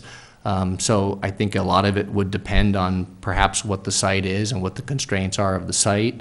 But if you're familiar with the old tennis courts right out here behind City Hall, they said that would work. We could make that work. That'd be enough site. So again, we've not given any blessing to any site here or nor any preference, but this is really just a tool to try and work with the group and see if we can come up with something. Don't we own the property right Across over the here? street? We do. That would be cool to be seeing them right now. The issue for that one is that is also zoned for some future public housing or housing, so. On the list for. So that is a deterrent for that property. That's also a potential issue for the property across the street here on Signal as well. That's, in the lower But- Libby parking lot, though, is that where it was once slated to have a pool in the Libby plan? Roughly, So- yeah. So that yeah. was in the only existing plan we have for Libby Park is slated for active recreation. Right, right. I mean, I know it's not a plan that's an adopted part of our code, but it is, the existing plan for Libby Park shows that as an active recreation site. Well, certainly, and that's one of the advantages is, as opposed to trying to shoehorn it Right. on a piece of property that's, abuts or is surrounded by a residential neighborhood, that's certainly going to have some issues. If somebody if someone watching tonight had private property they'd Uh-huh. like to donate or lease, Right? who would they get a hold of to? They could contact me, or they could, and then I could put them in contact with Toby, or if they know any of the folks with the bike park. And Steve, also, I really got curious about this, so I've been down to the BMX track down in Ventura. Uh-huh. And I've talked to the few individuals who are willing to come up here and design a pump track for us. Yeah, that was something that this group already had in hand, was a So they- professionally designed I course, didn't so. realize that It's is such a big. Oh, Kimball, the Kimball Park? Yeah. The Kimball, I Yeah. mean, the racing, they go to Las Vegas and then do indoor racing and all this And there's a stuff. lot Right. of kids from Ojai going to Kimball Yeah. Right. already. to There's a compete, lot of yeah. communities with bike And parks. just to note, I can't help but make this distinction, the BMX park in Ventura is run by a nonprofit, and you do pay to get in there. So I just want to make that distinction. Well, you gotta They're not running that for free out of the goodness of their heart. Well, I shouldn't say out of the goodness of their heart, but No. you know what it's I'm a trying to say. profitable, Yeah. And it is a low maintenance, facility. You still Not have that to, one. you I'm still have to saying that- maintain it. Any of them, dirt moves. You gotta put True. them, you gotta move And it water. back. You gotta compact it. There's just things that you have to do to maintain something of that nature. Mm-hmm. So there's gotta be some form of maintenance contract or maintenance, entity to. And that keep was, this down. that was the part of the concept, and that's certainly what we were talking about for the property at the school district, and I think depending on how this potentially could shake out too, that was always part of the thought was, that they would provide some money towards the track, and they would agree to help maintain it and whatnot, so. That's what they do in Austin. Oh, The we've got a lot of nonprofit. people in Ojai that have equipment and everything that could probably Yeah. help us out. You can, Never Well, decide. I appreciate that the talks are continuing and that it's Right. not stalling Yeah. out and that staff's The- really engaged with it. I think the biggest challenge at this point is finding an acceptable site. I think everything else, mostly because of the efforts of the bike park people, I don't want to be taking credit for their efforts because, they're the ones that have already secured a professional plan. They've got a source for dirt. So if we can find a location, I'm pretty confident, assuming we can dot all the i's and cross all the t's. So next steps for you are more meetings with them after Correct. with their reactions to the potential sites that have been Right. presented. Yep, and I've asked them to see if there's any other sites out there, public or private, that they think might work. And then if you identify a couple, you'll do the investigation and then it'll Sure. move from there. But obviously, I'm sorry. I'm sorry, Steve, go ahead. I was just gonna say, obviously, just to get this out there, obviously, if it's a private property site, cost obviously is a factor, so, if it was somebody trying to rent us something at market rate, that probably wouldn't work. Right. But if it was somebody willing to do some type of charitable type deal type thing, or some type of a low, Well, it's not like you're rate. gonna build buildings or anything on it, it's just Right, dirt. right. And one of the nice things about, one of the conversations that we had with the school district was nobody wanted to build something and go through the effort of putting it up without at least having a guarantee of knowing that it's going to be there for like 3 or 5 years. But one of the nice things about the park is that if it did come that it needed to go, it's really pretty quickly to be able to demo that and tear it down, so. and I want to say that they have a Ojai Valley Bicycle Coalition. They have the website and Facebook page. So I think Check that's. out if you want to help It's out. exciting. Yeah. Okay, so, well, I had one question. You have Soul Park on here? Is it just because it's a city-owned park? That is a county-run park? Oh, Soul Park. Oh, that's right, it's County Road Park. Right. Yeah. You know, Steve, just as a comment, well, a couple of things. There's never anybody from the bike group that comes to any of the meetings, number one, and you spend an inordinate amount of time working on it for them.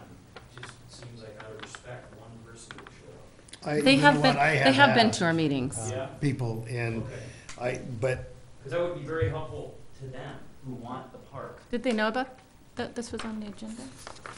Well, this is just an oral update. It's an agenda, it's okay. I've been pretty frequent email communication with them. I mean, they should just have one person at every meeting, right? That's a great idea. Right. They were doing that for a while, and They were. And that's very typical. When we worked in the skate park, not one person showed up to say they wanted a bike park also. That's just a side issue. But I would also say add to your list, there was, talking to Joe DeVito when he helped find the current spot for the skate park. There was a spot they were looking at next to the fire station, not where the current pump track is, yeah. to the east. I think I know where you're talking about. Right? Yeah. There used to be a miniature golf course there when I was a kid. We actually discussed that site with Toby and suggested that she try to find who owns that and see if it's a possibility there. I think it's county, Yeah, I think so too. but that was kicked around as a spot for the skate park. where is this? I remember Chuck? that. I'm sorry? It's, you know where the fire station is? Yeah, oh, okay, Just this side. okay. Right. Just west of the, It's kind of a trees and rough area, but I think the dirt lot between Seafresh and OBC would be perfect. Whoever owns that property. That's been a We'd like to dirt lot for donate that. 20 years, I know, probably let's 20 put years some prior dirt to on me it coming. and Let some kids play. Whoever owns it eventually put, cables up and said, don't even park there for the July 4th parade. Okay. Yeah, so I don't think he's, or she, or anyone's interested in sharing that lot, much less developing it. Okay, so, So thank you for that. Steve? Yeah, thanks for the update. You're welcome. great job. Soul Park's an interesting topic that we could bring up someday. Yep. It's in our backyard. I don't know. It could be ours. So, I'm sure they'd love to turn it over to the city. But not with the golf course, No, that's separate. which Yeah, not makes that- all the money. Not the golf course. We don't- And it's, there's quite a large maintenance bill that goes with that park. well, like I said, there's no reason to talk about that right now. It's not on the agenda. You're right. Okay, so, we are now back to, are we done with that? Is there any other public comments regarding, the bikes or the skates or any of that? Okay. I did have a couple more just quick reports, Yep, if this yep, is all yours. okay time.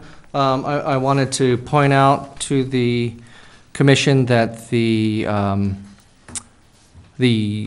well, two ordinances that affect the Parks Commission. One, the clerk was working on the item regarding the terms. They were wanting to get the terms more in line with the city council and that schedule. So that did go through. All that did was change the timing of the terms in terms of future terms so that they're properly staggered. But that was approved at the July 22nd meeting. And then the other issue was the matter that we talked about quite a bit in this chamber, which was the powers and duties of the commission. We did present that to City Council at the last regular meeting, and the council did introduce that ordinance. There was some discussion regarding the language on the student representative, and the direction back from the City Council was that they wanted that student to be a resident of the city. And of course, what we were advocating was that they be, the way that the code reads right now, it states that they have to attend a high school in the Ojai Valley. Staff and the commission were recommending that change so that they have to be a resident of the Ojai Valley. And the council's direction was that they would need to be a resident of the city of Ojai. So that was the one wrinkle on that. There wasn't any changes that I can recall to the powers and duties. Of course, there was some discussion about the the issue with the selection of personnel, and council ultimately went with the staff's recommendation on that. But again, that doesn't preclude the option of perhaps putting a commissioner on an interview panel down the road, but that would be an option of the city manager. But that ordinance was introduced at the last meeting, and it will come back for possible adoption at the August 12th meeting, which is also the date of the joint City Council Parks Commission meeting. And of course, we have that left on our agenda for discussion as well tonight. That meeting will be from 6 to 7, and then the ordinance will be considered as part of the regular meeting beginning at 7 o'clock. You know, I don't want to beat this horse to death, but again, I'm not sure how we can convey or convince the city council that opening up the student section is going to enhance this commission by having more young people available to us. Again, as I stated, there's not a stampede of young people coming to this and wanting to be a part of this commission. So I don't know how to convince them of that. But that's done. They've said that what they want to do, and so we'll agree to that. And then the other part of the interview process for a parks director. Again, I don't know if we worded that properly. I don't know if we conveyed our idea of that properly. And so that, again, is something that the decision was made, and we'll live with it. But again, it just seems like any information that we could provide a city manager in selecting the right person would be advantageous, especially coming from this group. So having said that, I needed to have my final say because that night I didn't get one. So tonight I have it, and we'll move on. Can I also just add onto that aid and advise is used throughout that document, basically with everything that we do. So to take that one section and interpret that is strong language there and not anywhere else in our duties is inconsistent. And I think I don't understand the need to have such concern with one light item that uses the same exact language as all of our other duties. Right. So I don't see the concern or why we would be in conflict with the city manager type of government, since all of the duals, it's all aid and advise throughout. We've used those words throughout that whole document. So to take concern with just that one piece of taking away and usurping powers from the city manager, I think is inconsistent. So still, and I think that no one here was left with the impression that we would be hiring anyone or involved in that process. As with everything we do, we're advisory, and we're very clear on that. I So thought it was basically trying to clarify it to keep us away from that. I think we went back and forth with staff, and staff was not comfortable with any language that included us in aid, advise, participate in any way in that process. We came up with language we felt comfortable with because it was consistent with the rest of the document, so we didn't see where there would be any confusion about the intent of the commission at that point. So that's my piece on this, because we have had a lot of discussion and gone back and forth with staff. So it is contradictory to what our commission put forward. But that is council's prerogative, and we understand that. Right. May I maybe clarify a little? One thing might be really helpful is to watch the DVD or watch it on the city website, the meeting, and that discussion, because it was discussed very thoroughly.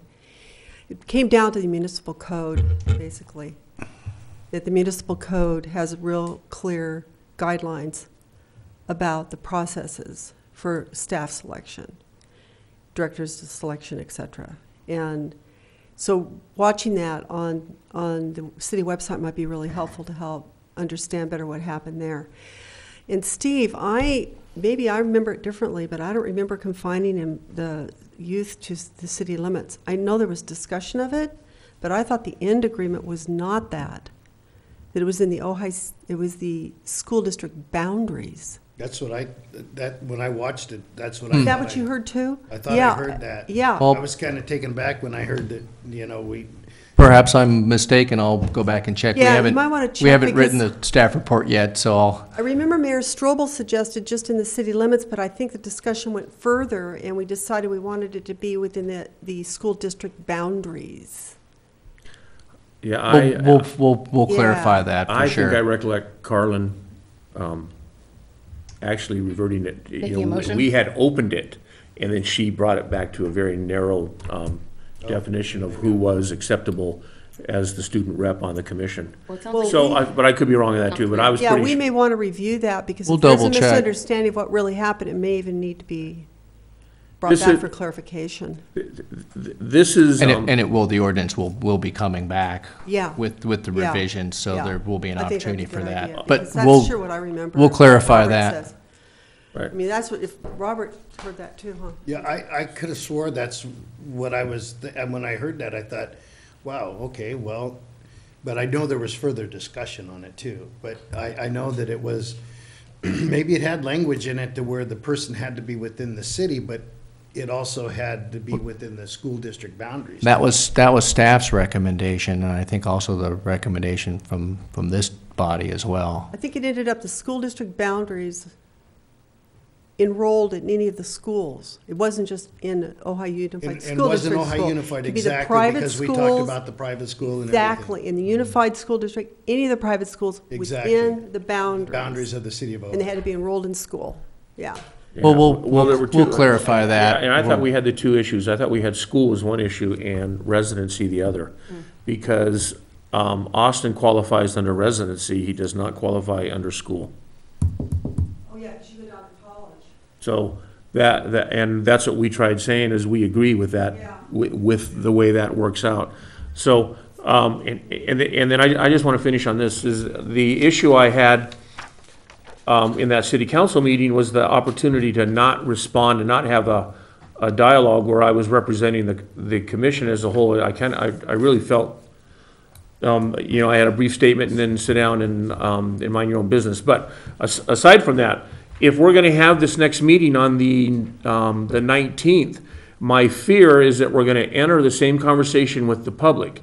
You're gonna fill a card out, you're gonna get 3 minutes to speak, and then you're gonna have to sit down and mind your own business. And I don't think that that's gonna be conducive to a great dialogue with the citizens of this valley if that's all you're limited to is 3 minutes. If someone else says something and you'd like to make a comment, I would think that there's gotta be a way, and Betsy, you're a city council member, that's why I'm speaking to you, not at you. There's gotta be a way to allow more than 3 minutes. Well, now, isn't there a different way to run a workshop than a council meeting? They are two different formats. Right, Yeah. so I'm just. Workshops have more freedom, from my understanding, to allow for discussion of a segment of something, have your public comment, have a discussion of another segment, and have more public, so that there's Right. more. Right, there's a lot less structure there. We're not going in, with the whole dialogue. presentation and work Right. to a recommendation and take a vote, but It's a I'm- great But I question of the recently- format. I asked for someone else's minutes during that last the city council meeting before that. I was given someone else's, I had 6, and the mayor at the end requested that we wouldn't do that anymore. But I only did it because I've seen it done Right. in other council Well, meetings. and then the other thing is, on this 19th meeting, we still need to have some type of formal agenda. It just can't be, we're here to talk about I agree. skate park, and then just let it tear up, because without some structured format as to specific areas that we need to have dialogue in, I That's think why I we're was just gonna asking have a earlier free-for-all in that room, and I don't know if that's What- conducive to getting the answers that we're looking for. Steve, my thing is you guys, Betsy, you guys go right into a council meeting after that 1 hour, correct? For this joint meeting? No, we're No, not no, joint, that's we're the- talking that's the the joint- the skateboard This is park the meeting. workshop. The Oh, workshop. okay. Workshop's just separate completely. Yeah, that's a standalone meeting. But the focus on that will be to hear from the public and have dialogue with the public. Right. So I So is would, it I really would just getting anticipate feedback that at it's that gonna time? be different than, So I think we're specifically asking, what will the format be? And how will the format play out? Because it is an important question for people to understand. Will they have just their 3 minutes, or is there a place where you can speak again? Are you only allowed to speak once? How are we shaping Right. this for not just say your piece and sit down, but actual dialogue? You well, wanna maybe create one and send it out? Well, that's not my call or really this commission's call. That's really more I would say the call of the mayor and the city council. So there's a question we're posing, Right. that we're looking for an answer I guess the to. best thing I can say is I think everybody understands that we're trying to go in with the workshop with the focus on dialogue as opposed, and that has been my experience at other workshops that the city and other cities have done, that it's much more open, it's much more informal. I mean, we're still going to be, much like these meetings, the reason why we want people to get up and speak into at the lectern and speak into the microphone is so that they can be heard by people at home who want to hear their comments. And so we'll be limited to that at the meeting that we do on the 19th. But I don't anticipate this being a meeting where we're keeping a tally on how long everybody has spoken. I mean, at the same time, you can't just allow one person to get up and speak for 45 minutes. But I don't think it's going to be a one and done process. Okay. I would anticipate that it's going to be more of a free-flowing thing. There'll be a lot of different topics that'll come up. The conversation could go in a lot of different directions, and I think the idea is to allow for input as people are so moved, as long as it's done in a respectful way and everybody has a turn and a chance to speak. That's one of the reasons why cities often impose a limit, is just so that there is an opportunity for everyone who does want to speak, have a chance to speak, and then still time for the discussion and all that. So So it's more of an opportunity for everyone to speak, but there's, at Yeah. the end, what's the outcome? Well, that- again, just to clarify, if we enter a conversation in a city council meeting with the idea that we're going to be discussing one specific topic, and all of a sudden that discussion leaves that topic and enters into a whole nother area, and you've spoken, you have no recourse to speak again. And that's all I'm trying to say here is, I'm not sure how that works, and I have an idea that it's up to the mayor as to how he or she would like to conduct that meeting and allow additional time for people to speak. So having said that, all I'm saying is, I think all meetings should be conducted that way, so that if we move from a subject matter and move to another, that we have the opportunity, if we've either spoken or would like to speak, have a chance to speak again. And I haven't seen that being done recently, or being done in the past. So again, I'm just bringing that up. And again, I'm speaking to Betsy. So, and this is almost two separate issues. Right. This is specific to your experience recently at council. Yes. And also as it applies to our upcoming workshop. Yes. Looking forward to what we would like to see in that workshop. And Yes. how we're hoping that the dialogue will progress, which is Right. someone would speak, the panel, who is, I guess, the commission and the council, could have questions for that person. Sure. And then that person could respond, kind of, which is a looser format, it sounds like, than what we're used to that's correct. with council, which is a separate issue and one that's very valid, Randy, but I think Right. 'Cause it has to be be a sure that we discussion item. separate them. Right. Right, well, that's what I'm saying. Heading into this meeting, again, it's a workshop. But there has to be a structure, Of course. okay? And that's all. And I'm just hoping that if someone speaks and if the opportunity arises, they are given the opportunity to speak again if they would like to. I just don't, I'm just totally uncomfortable with any format that does not allow a true dialogue between the people out there and the people sitting behind these chairs. I am just, it sickened to me that night. So And- can I move us to discussion 8B? Because I think Yes. this plays into, we have a meeting coming up with council, and you're speaking directly to the commission's relationship and communication opportunities with council. And I think Great. you have a specific idea of something that could be on that, which is to discuss when the commission brings something forward, when the head of our commission brings something to the council Right. that we have taken, taken a motion and a stand on. How is that, instead of the 3 minutes that you only got and the discussion went on without you, can we talk about what would be a better format for a commission chair, to how they can interact with the council on those types of agenda items? There's also some inherent conflict. When we're, and I don't quite know how to say this, when we're being represented by Steve, Staff? who I personally like and enjoy. But Steve reports to the city manager.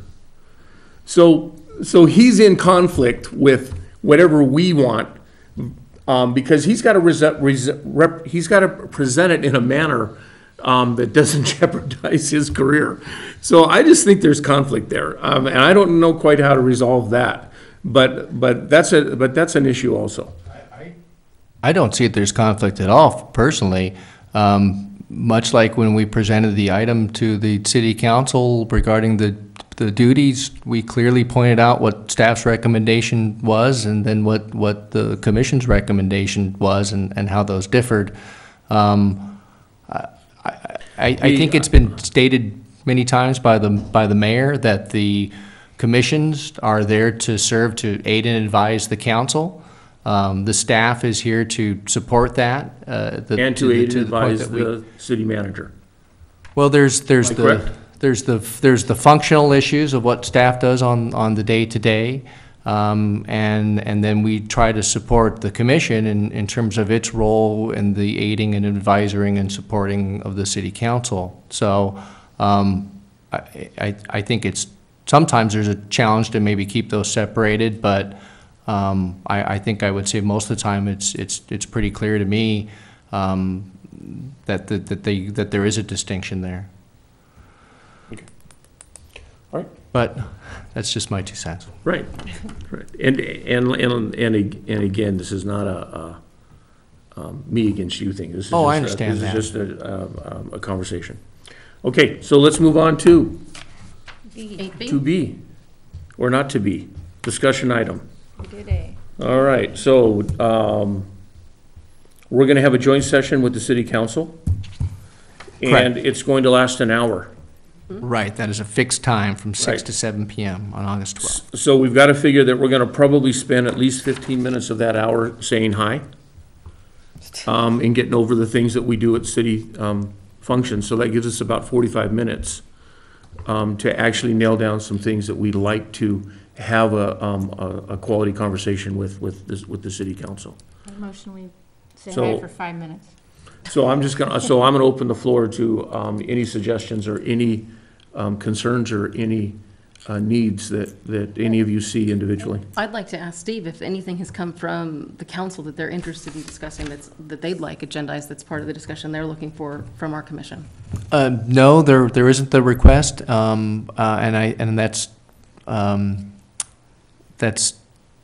I think kind of the standard operating procedure for how these have operated. The direction that we've received is that the council really wants the commission to more or less set the agenda. Okay. And the items that they would like to discuss, but I'm not aware of any specific issues that the council is concerned with that we haven't already or that we will not already be addressing at the August 19th workshop on the skate park. I think last time we did a recap of, because we had such a significant change that year. Remember, we kind of recapped all the changes that we had. We should probably do a little bit of that, where Sophocles could, where we can talk about, you've got Talking about some of the facility improvements? facility, just all the, maybe highlight, just not Open everything. house, Obviously, I just mean, a couple like we highlights. talked about tonight. And then just, Up to you. But is that a And then time look to forward give to- them that? I thought this is our time that we talk to the council, not Process staff oriented. coming in and oh, talking. no, I mean, I guess not Sophocles. I just meant like initially, like this is what happened, we've accomplished this year. This is where we're going, what we want to do. We have a huge CapEx budget we need to look at. We have priorities that we keep looking at it. We really need to narrow that down. Maybe they have some opinions and thoughts on that as well. Moving forward, we talked about a master plan. We talked about using that tax fund. Yeah, I think that'd for a be a master good. plan. I think that's that'd be a huge. good. Master Or even a plan, general, concept to talk plan about. for Sarasota. We talked about just like focusing on Sarasota. We talked, I think there's some significant So things planning we could talk is about. obviously something that Planning should is go on there huge. and possibilities for funding that. Exactly. Yeah. And possibilities for. And the- prioritizing our CapEx. Right, and the possibilities and the planning of the scope of that work. And What do you think, Mandy? I stopped thinking, no. You're still saying. What, we had talked about a vision, is what we're saying. And we had talked originally about a vision of the whole, and then through Carlin's guidance, she brought it in to be more specific and make it to site to site to site, which is what you just said. So, one of the things that Carlin said is it should come from the citizens through them to us.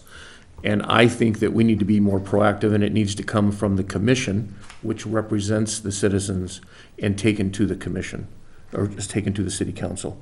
So we need to be proactive in what that vision is, and how to appropriate funding for that vision. So whether it's an improvement at Sarasota or an improvement at Libby, That fits into the bigger picture. Right. Of who we're serving, how we're serving them, are we serving everyone we need to serve? Right. So, and that's a pretty big subject matter to try and tackle, I think, in 45 minutes. But I think we can touch on it. I think we bring it up and share that it's a priority for us. Okay. And that we're looking for ways to fund that and taking pieces of it and starting to move forward. I mean, I think that seems to align with the discussions we've had, I think. Okay. I think, and also we should have a list of the future projects that we want to do, that they could understand that we've already started in the process of budgeting for these new improvements and stuff that are around. And with good revenue, we can get a lot of those. So the capital improvement plan. Yes. Okay. Well, and there's something else to this vision. I think that there's two things. One's the short term, which I would consider just general maintenance, Yes. because that's what's taking place right now. You know, the recreation office needed to be painted, needed to be upgraded, needed to be new carpet. That to me is just standard maintenance. That just needs to be done. What's the bigger vision? Right. You know, where's the next recreation center going to come from, and where's it going to be? You know, where's the next aquatic center going to come from, and where's it going to be? That's the bigger picture, and that's the bigger vision that needs to be worked on. Maintaining our streets, mowing our grass, fixing our irrigation systems, painting our buildings, fixing the plumbing, that's everyday stuff Yeah. that a city has to do. It's what's the vision of where we want the facilities to look like 20 years from now. And that's the master planning portion, that we need to have that implemented. We need Right. to get on that. So we just have, so I think for this meeting, we'll deal with the short term and what the needs are. And I think we should work off of the 5-year plan based on the fact that this meeting's coming up in 3 weeks. And I don't think we can have another meeting to put together a list of things that we would like. No, I think that we introduce it as big picture vision. This is where we'd like to go. We understand that that takes a certain amount of money that we don't have, but we'd like to know if we're serving everyone we need to serve, who we're serving, how we're serving them, and ultimately how that will affect each of our sites. Right. We know that we can't do that all at once, but we want you to know that this is where, as a commission, we would really like to go, and it would best serve the city to have this kind of long-range planning. So what we'd like to bite off, and I think we've kind of already talked about that, and talk about the money we'd like to use to do that, is to focus in on a smaller scale on Sarasota, and really look at that, and maybe, hopefully, through that process, gain information that informs that larger vision. So as we bite off a piece, each piece we bite off, we are still looking to plug back into that larger vision. Right. Okay. So, Steve, do you have an idea of what we just said? Kind of, but maybe if you could narrow it down for me to make sure that I have the right language here, so. And at this meeting, do you want us to speak to these things, or do we want staff to speak to these things? No, I think the commission, this is really. Right. Yeah, I mean, if you want us to speak to something, we're happy to do that, but I think this is really for the commission, for the council to hear from the commission and have that discussion. So I have a couple things, which kind of, I don't know if you want to call it master planning or park planning, or I suppose, you know. Oh, you're looking for. Yeah, okay. yeah. You break it down to. Well, I think what I'm looking at is not a park plan. I think we're looking for a long-range vision for parks and recreation, which Okay. is the facilities and the programming. Okay, so that'd be one topic. Right. Okay. Vision for recreation facilities, really. Well, but it's also programming. Okay, all I right. think So to we'll just really say get at what we recreation. do, it's both. Okay.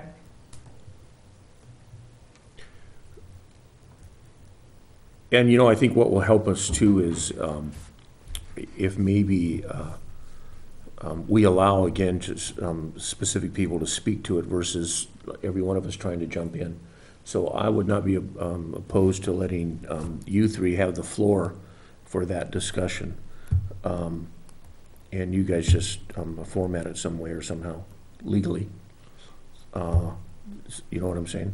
Yep. And, Competency. again, I think what we have is a very limited amount of time Right. with this body, and we need to be deliberate in what we're trying to convey so that they can really grasp what our concerns and what our needs are. Exactly. Okay, And where we're trying to go. right.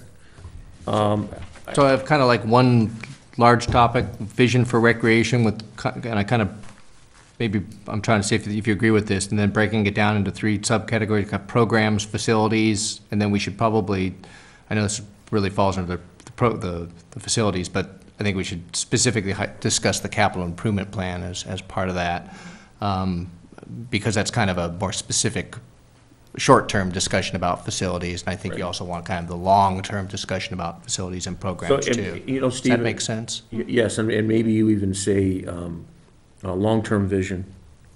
Okay. Short-term. And that's the short-term is what we're talking about, being site-specific and how we're gonna So, set aside yes. funding for that. So instead of breaking it into programming and Right. Uh-huh. break it down into site-specific planning. Right, so you have 3 things, we'd take programming out, and we'd have, the future vision of what this department should look like. Uh-huh. We have the short-term vision of what we'd like this department to look like, and then we have the 5-year plan that is supplementing that short-term vision. Except, are we calling out, I think, because what the discussion that before is that we're saying that let's take this site specifically on and allocate money toward it. Yes, Right. yes. So instead of getting generalities at that point, I think that's a point where we're Right, literally when we get wanting to that to area, have that's money what you right have there. to speak to. Yeah, that's what you need to So speak to. we have this big vision. The first thing we'd like to do is focus on Sarzodi. Right. We'd like to use, the money in the tax collected, it's a tax, right? Yes. The tax collect the money and some, and other monies that we can Additional find revenues that to have put come in. together to do a Sarzodi-specific plan that will focus on Sarzodi, but as part of the public involvement in that planning process, also inform the long-range visioning process, because I think that they are compatible. I think another topic that we could talk about is how to, I know it's going to be discussed on the 19th, but that doesn't mean we can't discuss it on the 12th if we have time. And that's going to be how we help remove one of the issues at the skate park. And that's how we might be able to create some type of a scooter or yeah, whatever those little things are called. Well, this is specific to the scooters, not the bikes. We're Right. thinking of a solution in But, Sarasota, but, possibly. right, but how we could create something on one of our own facilities immediately, short-term, quickly respond, and get those children out of that environment and get them into our environment, which is a great recreational program, Yeah, I think that falls under facilities and capital Well, improvement CIP, plan, right? yeah. right? That's a good I don't think Because it's it's on not that on there 5-year now. plan, Yeah. but No, it's it's something not. that Right. we We'd need like to to add add to it. it. Good time to speak to that. Right. That basketball. Pardon? Yeah, and if I was 40 instead of 60, I'd probably be fighting for the basketball No, courts. it's okay. We But, need a basketball court. But we have that in the plan. It's on there. It is on It's the already The on scooter thing This just is like lends itself to immediate need. children. Yeah. And children is what we do best. Or And you're we just- need them on we're- our We're facilities. obviously seeing a need right in front Right. of us, Right. and parents that want a place for their kids to go. Right, and I don't think we need to have a 10-year debate on it. Yeah. So we're gonna go long-range planning, specific plan for Sarzodi, and feedback into long-range planning. Discussion of the capital improvements plan that we have. Right. With the addition of specifically looking at the scooter park, which is not on there, but want to respond to as part of the larger discussion on the 19th. Yes, yes. And will we have that in the packet, all that information? The CIP? We can, yeah, we can include the adopted CIP, right? Yeah. Just know that we really haven't had our in-depth discussion at it, No, we at our, haven't. at our level. But I think that what you touched on here makes sense and is appropriate to, but, yeah, I mean, you could spend an hour just. Just on, yeah, Getting well, we don't want to into do that. that. You just wanna- So I want to make sure that I have the language right for the agenda. And I know this isn't exactly what you said, but this is what I have, so tell me how you want to modify it. So I have vision for recreation, and then under that, programs, facilities, capital improvement plan, and then just long-term versus short-term. Does that at least just cover Does. Yes. the discussion topics? And Okay. Okay. Or, Yeah, I don't think we're Well, gonna I get don't too much into Do programming. we want to call out that we have as a body desire to specifically start a plan sooner than later for Yes. Sarsodi? Yeah. I think we should that should be specific in there. Right, And you don't, like you Not were just saying, you all don't need to generalized. say so program facility. Sarzati plan, yes. Yeah, okay? master plan. And I really kind of think that Greg has been giving him that information also on some of his public works deals. I know that he showed, I think, the covers Right. and all that other information too that we want to do out there. Right. I actually have an update on that. Don't let me forget before we leave. You could just do it now. wouldn't we? Okay, I could? yeah, hop in on that. So, and actually, this ties in perfectly with all this discussion. I think I may have written on yours. So, this is a draft timeline that we've put together at the staff level. And this is specific to the Libby Park playground improvements because we've started up the discussions again with Rotary West regarding the shade structure. But then this also comes back relevant to the Parks Commission. I'd like to see if we could get the Facilities Committee meeting again, starting probably in September. One of the things that staff is going to work on that I think we didn't quite have before, and so I don't think we really brought all the information to really have the right type, to really have a good discussion at the Parks Commission on the capital improvement plan. So one of the things we're working on is to give a little bit more depth to what those projects are and define that and explain what some of the options are and some of the thinking behind that. And then also try to put a little bit of flesh on the bones in terms of, okay, if we want to do a Sarzati plan, what are we talking about? And, you know, what might that look like and what might that cost? Because, of course, it's pretty malleable. It could be, you know, depending on our budget and what we want to accomplish. So, so I would be asking if we could perhaps schedule that for the September Parks Commission meeting. I agree with that, yeah, the sooner the better. Yeah. And then, but this schedule here, this is for Libby Park. We'd like to have some public outreach and discussion, which is nothing should, I think that's something that we've talked about here quite a bit, in terms of what do we do with our playgrounds and what would we like to see, and in terms of equipment and amenities and all that. So that's our plan, would be to work with the Parks Commission and do some outreach in the fall and winter. And then under this schedule, we would come to the commission in February with actual recommendations on playground improvements, looking for some direction from the commission at that point. In April, late April, we would be going out to bid on this schedule. What we've told the Rotary folks is that we would need, under this schedule, we would need some type of financial commitment from them by mid or early April if they were going to be contributing to the shade structure project. So we have given that as a target, which I think is helpful for them so that they can actually have something to sink their teeth into and perhaps motivate other donors as well. Plans and specs would be issued May 1st. We would open bids in June, award bid, and then it would take about 4 to 6 weeks to fabricate and probably another 4 to 6 weeks to actually get the project installed. So it'd be, you know, probably late August in 2015 under the schedule that we'd be doing the ribbon cutting and dedication for the new playground equipment at Libby Park, and also hopefully the shade structure. And then as kind of a side note, I'm still holding out that perhaps we could also look at Sarzati at that point too, and see if we can't address that maybe here, maybe somewhere else in the plan as well. That was the question So- I was just gonna ask. Well, I wanted to drop back into the, back to the outreach meetings in December. At one point, I know that we had talked about shade structures only, and then we got involved in, if we're gonna do that, should we at the same time improve or actually install new playground equipment in conjunction?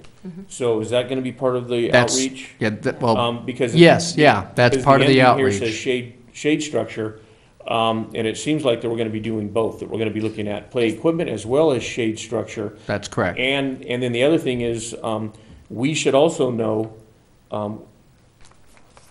coming into the September meeting, what the fiscal plans are for the city, how much revenue is generated, is there additional money that we can actually use? Yeah, that'll be all part of that So discussion. that's what I'm saying, Yep. September is actually a great time. We'll have more information and more facts that will help us to make that determination. Is it shade or is it a completely new? Oh, I think that we've already, Well- the CIP already shows that we're doing a new playground. Yeah. They're operating on the basis that we are putting in a new playground Right. based on the CIP and where that money was already allocated to Okay, do great. that. I think Right. We that's, need public, yeah, we just need a public. I think what we're now looking for is public participation in what that will look like. I think a new playground. Are you thinking to New playground. raise the Right. one that's? New playground, new shade. Yeah. Right, right. And part of it is so we did not want to put a new shade structure over an old playground that would need to be replaced or perhaps start to deteriorate, and then you have sections that maybe you can't repair or whatnot, and then you've got this nice shade structure that doesn't correspond. So And the there's- idea was to hopefully get something together so that they're more or less on the same life cycle And there's still the and question of, protected. they have a shade structure, but we don't want to build a playground to fit a shade structure. We want to build the playground we want and then make the Right. shade structure work. And that's a question I still have questions about because I'm not sure we're all on the same page. So part of this is tearing down the old, or the current. That's correct. The old structure would go away, yes. And this was initiated almost 2 years ago by the Rotary Club when Dale was here, because we met with them. And again, they were committed at that time. I don't see why why they won't recommit. And I they're think still- and I also think they had a budget between $65,000 and $80,000 that they were looking Yeah. at for the shade structures. Well, Yeah, they have done everything that they can, and I think what Rotary's challenge has been trying to hold in a holding pattern while the city, got this budgeted in the capital improvement plan. and they're it's- funding. They're still working on funding, aren't they? That's They're not fully correct. funded. Right. Right. So, but we met with their representative a couple of weeks ago, and it's we're moving forward. And I think the outreach, and I think this is what you were speaking to, is we also have Sarzodi in the CIP, farther out, the playground. Right. But the outreach and what we talk about there could be, applicable to that as well as to the Libby discussion partially. Is that what you're? Well, kind and of- I'm still holding out, perhaps it's naive, perhaps it's overly optimistic, that maybe in that budget, We could do we could, do both, or That'd be so an element nice. here or element there, Yeah. but we don't really know that yet until, we hear from the public and what they'd like to see and how that all starts to cost out. But we have a pretty good idea talking to, the vendors out there, what is out there, but that's why we really need the public input, because you could take a lot of different directions. Right, there's a lot of options now. But ultimately, I mean, it's going to be one of those things where it's, the shade structure is happening because the Rotary folks are taking up that effort and raising the funds for it. So I think we want to recognize that and try to, stretch community dollars as Right. far as we can. So it sounds like it should be a win-win, that you can design something, where you've got a playground structure that is integrated with the shade structure, and it fits in everybody's budget. And they do it everywhere. Yep, Yeah, so I don't think that's the issue. What I see is with enhanced revenues, because of the economy doing better, it seems like we'll be able to revisit this 5-year plan and actually move some things forward. hopefully, yeah. And Yeah. doing both playgrounds Right, would be really lovely. Would be nice. yeah, especially the one that's in full sun. Well, and Sarzodi's just sad.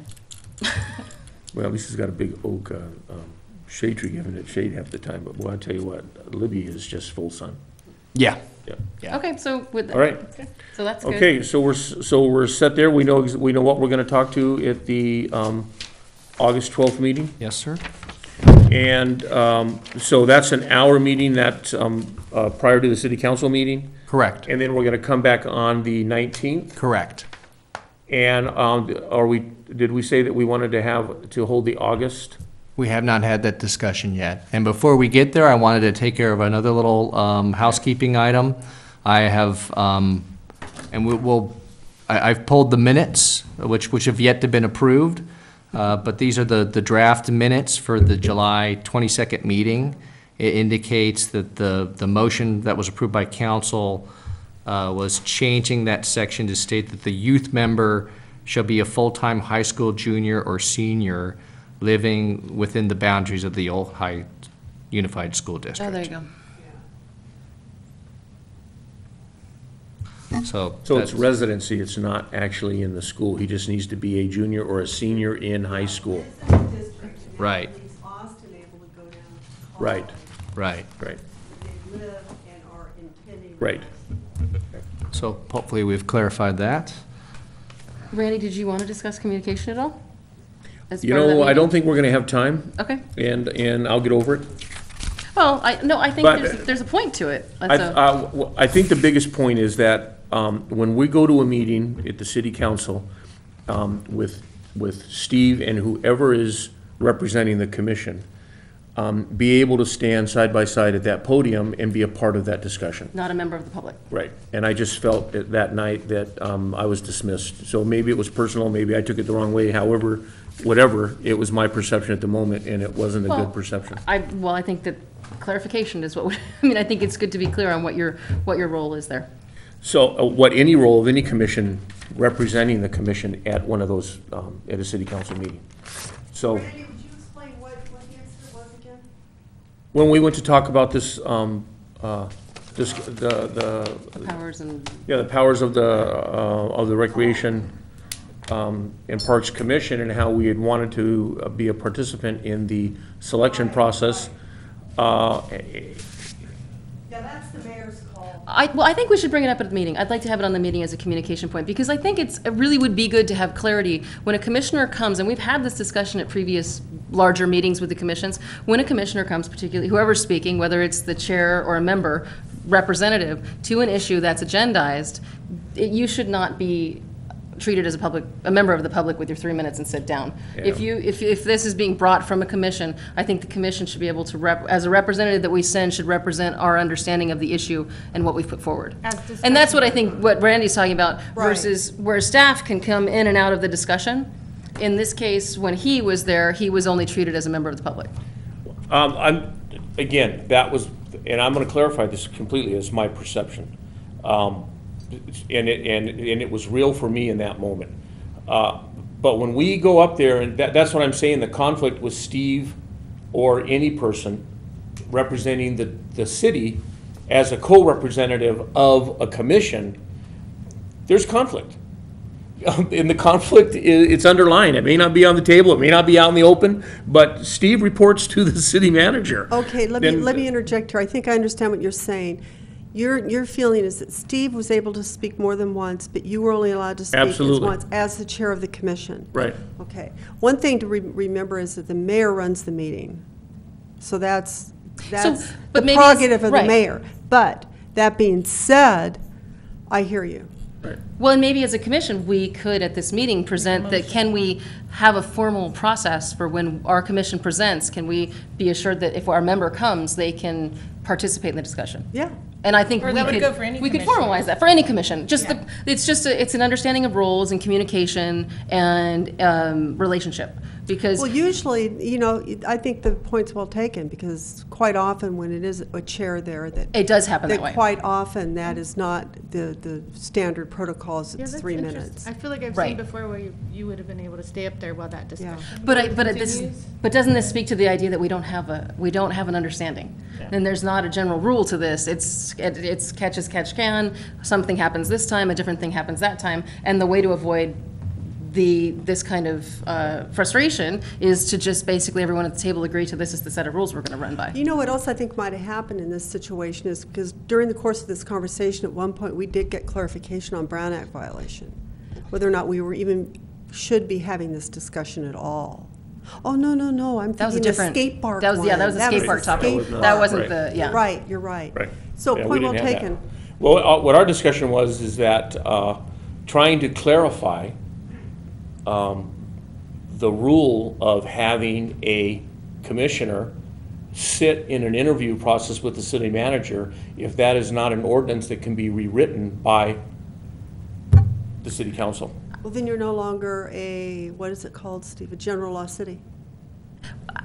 It's such a complicated issue. We're It's very parsing a lot of complicated. words, and I And think it's an that's why- interpretation of words. That's what I That's think. why it's important to watch the video.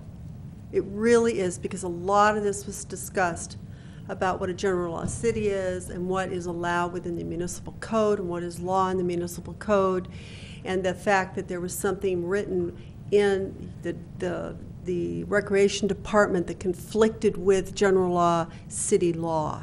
Okay, who So- writes the city law? General law is the state. Right, because we're not We're under the state. we're not a charter. This is state law. So what was happening is that the Recreation Department, that section was in direct conflict with general law city law. So that's where the whole thing gets very complicated. And that, I think that's why it's really good to watch the video. I watched the video. Yeah, I don't. You were there. I was there, so I think the most important thing that was not conveyed was what was the law. Whose law? The law is that the city manager hires and fires And we're staff. totally clear on that. Yeah. There was no confusion. Council does not participate in that. No, Right. you have one point. You have the city manager. Yeah. One of two hires. We hire the city manager, and we hire the city attorney. Right. City council is not allowed by Right. general law to participate in the hiring and firing of personnel. It's to separate politics from staff, if I'm not mistaken. Is I that an absolutely accurate understand. statement, Steve? But you can To take advise- the political element of staffing a city hall from the political. I think in general, that's Is a that generally- correct assertion. Yeah, I mean, I think you're speaking to the function of it. It's But almost a there's- separation of powers. Right, and I understand that, but you have advisory. Like, if you have a hiring committee, you still advise, you can sit in and We participate. don't have a hiring committee. No, if you have a major hire in a city, or at the city, I just participated at the school district. If you have a major hire, you put together a panel of people for that hire that are appropriate, and frequently, they will have different people participate in those. And we don't. City council can't, but so we are excluded from the ability to do that on Yes, this because commission? your function in a general law city Okay, is that you are advisory to the council. You're not advisory to the city manager. You don't participate in the hiring of personnel, correct? Am I speaking correctly, Steve? Yeah. Yeah, I mean, think- the decision on the hiring, firing, disciplinary of personnel is wholly and solely within the city manager. Right. Right. So basically, what's happened is And the city within council hires and fires But- the city manager. the city manager and the city attorney, that's it. Right. But And in the- I thought that when we were drafting all that, we We knew that. knew that. We don't want the city job of hiring and firing. I think it was, and maybe the wording got stretched or something, is what it kind of sounds I think there's a like. lot of confusion, because Because the reason why I went for something like that is in case he wanted to come to us and say, hey, I've got this good hire, and I want to tell you about it. And maybe you want to sit in on one of the final deals or something and give me your thoughts. It's not that we Who's demanded. Casey? What's that? Casey? No. I missed In it. case. in case. In Oh, case. in case. Yeah. So, I Who's Casey? was going to say, Casey's my son. Well, that's, just for instance, when there have been hires here in the city where members of this commission have sat in, they didn't hire anybody, but they sat in on the process. No. Okay, well, we violated the rule already. All right. Okay, I don't remember that. I did, Oh, you did? absolutely. I don't know. Well, like Okay. I said, yeah, I think the most important thing that we also tried conveying was that this rule was existing. That was my and- point. And that this is not something that we had conjured up or Oh, made and up. yeah, we're not, This I don't was- think anybody felt it was. Was in the yes. existing guidelines of what we did as a body. Which was in a violation of general law. All right. I don't think it was, am I correct, Steve? Well, we're okay on this. Yeah, We're no, we're I okay on don't- this, you know, Betsy. No, we're okay on this. I'm as confused as It's not for you to are. speak No, to. it wasn't No, even. you've got a look on your face. Well, part of it, I think, is, well, just because we've gone around and around on Right. this. I know. think part of it is the interpretation of the language. Yes. And I think that's what some of the commissioners are struggling with, is they're saying, look, we never saw the code as it was written stating that we had some authority to say we are going to be part of that hiring process. And then I from don't the. think it was and then- researched or maybe not researched, but Well, presented. maybe. the arguments to exclude us could have been used as the same arguments to include us. Right. And that was the problem with it, and that I had.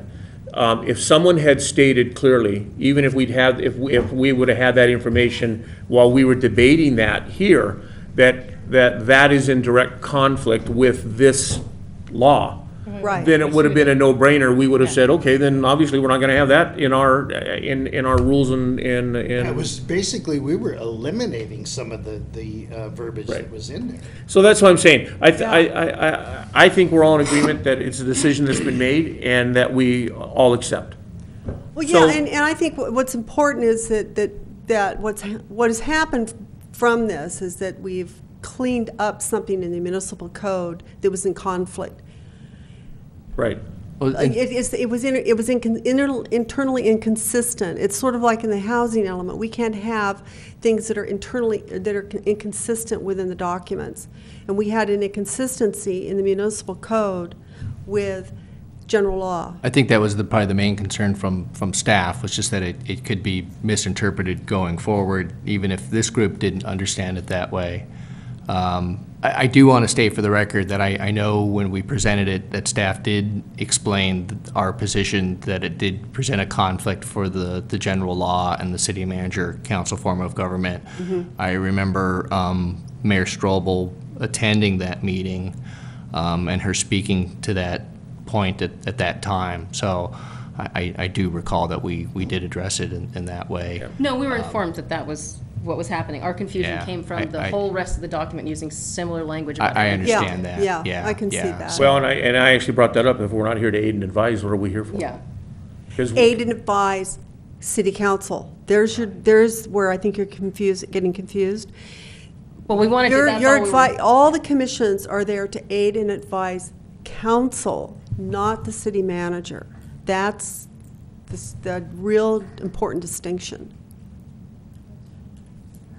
All right, we're So I good. think that's Yeah. where Yeah. Well, let me try to pull it back home to where we started with this conversation, which was with another let it go, or- potential, no, I'm. He's got an agenda item coming up here. No, I can hear it. I'm shifting gears. Yeah. I wanted to go back to the original the request about having another item on the joint meeting with, communication with commission and council. Yep.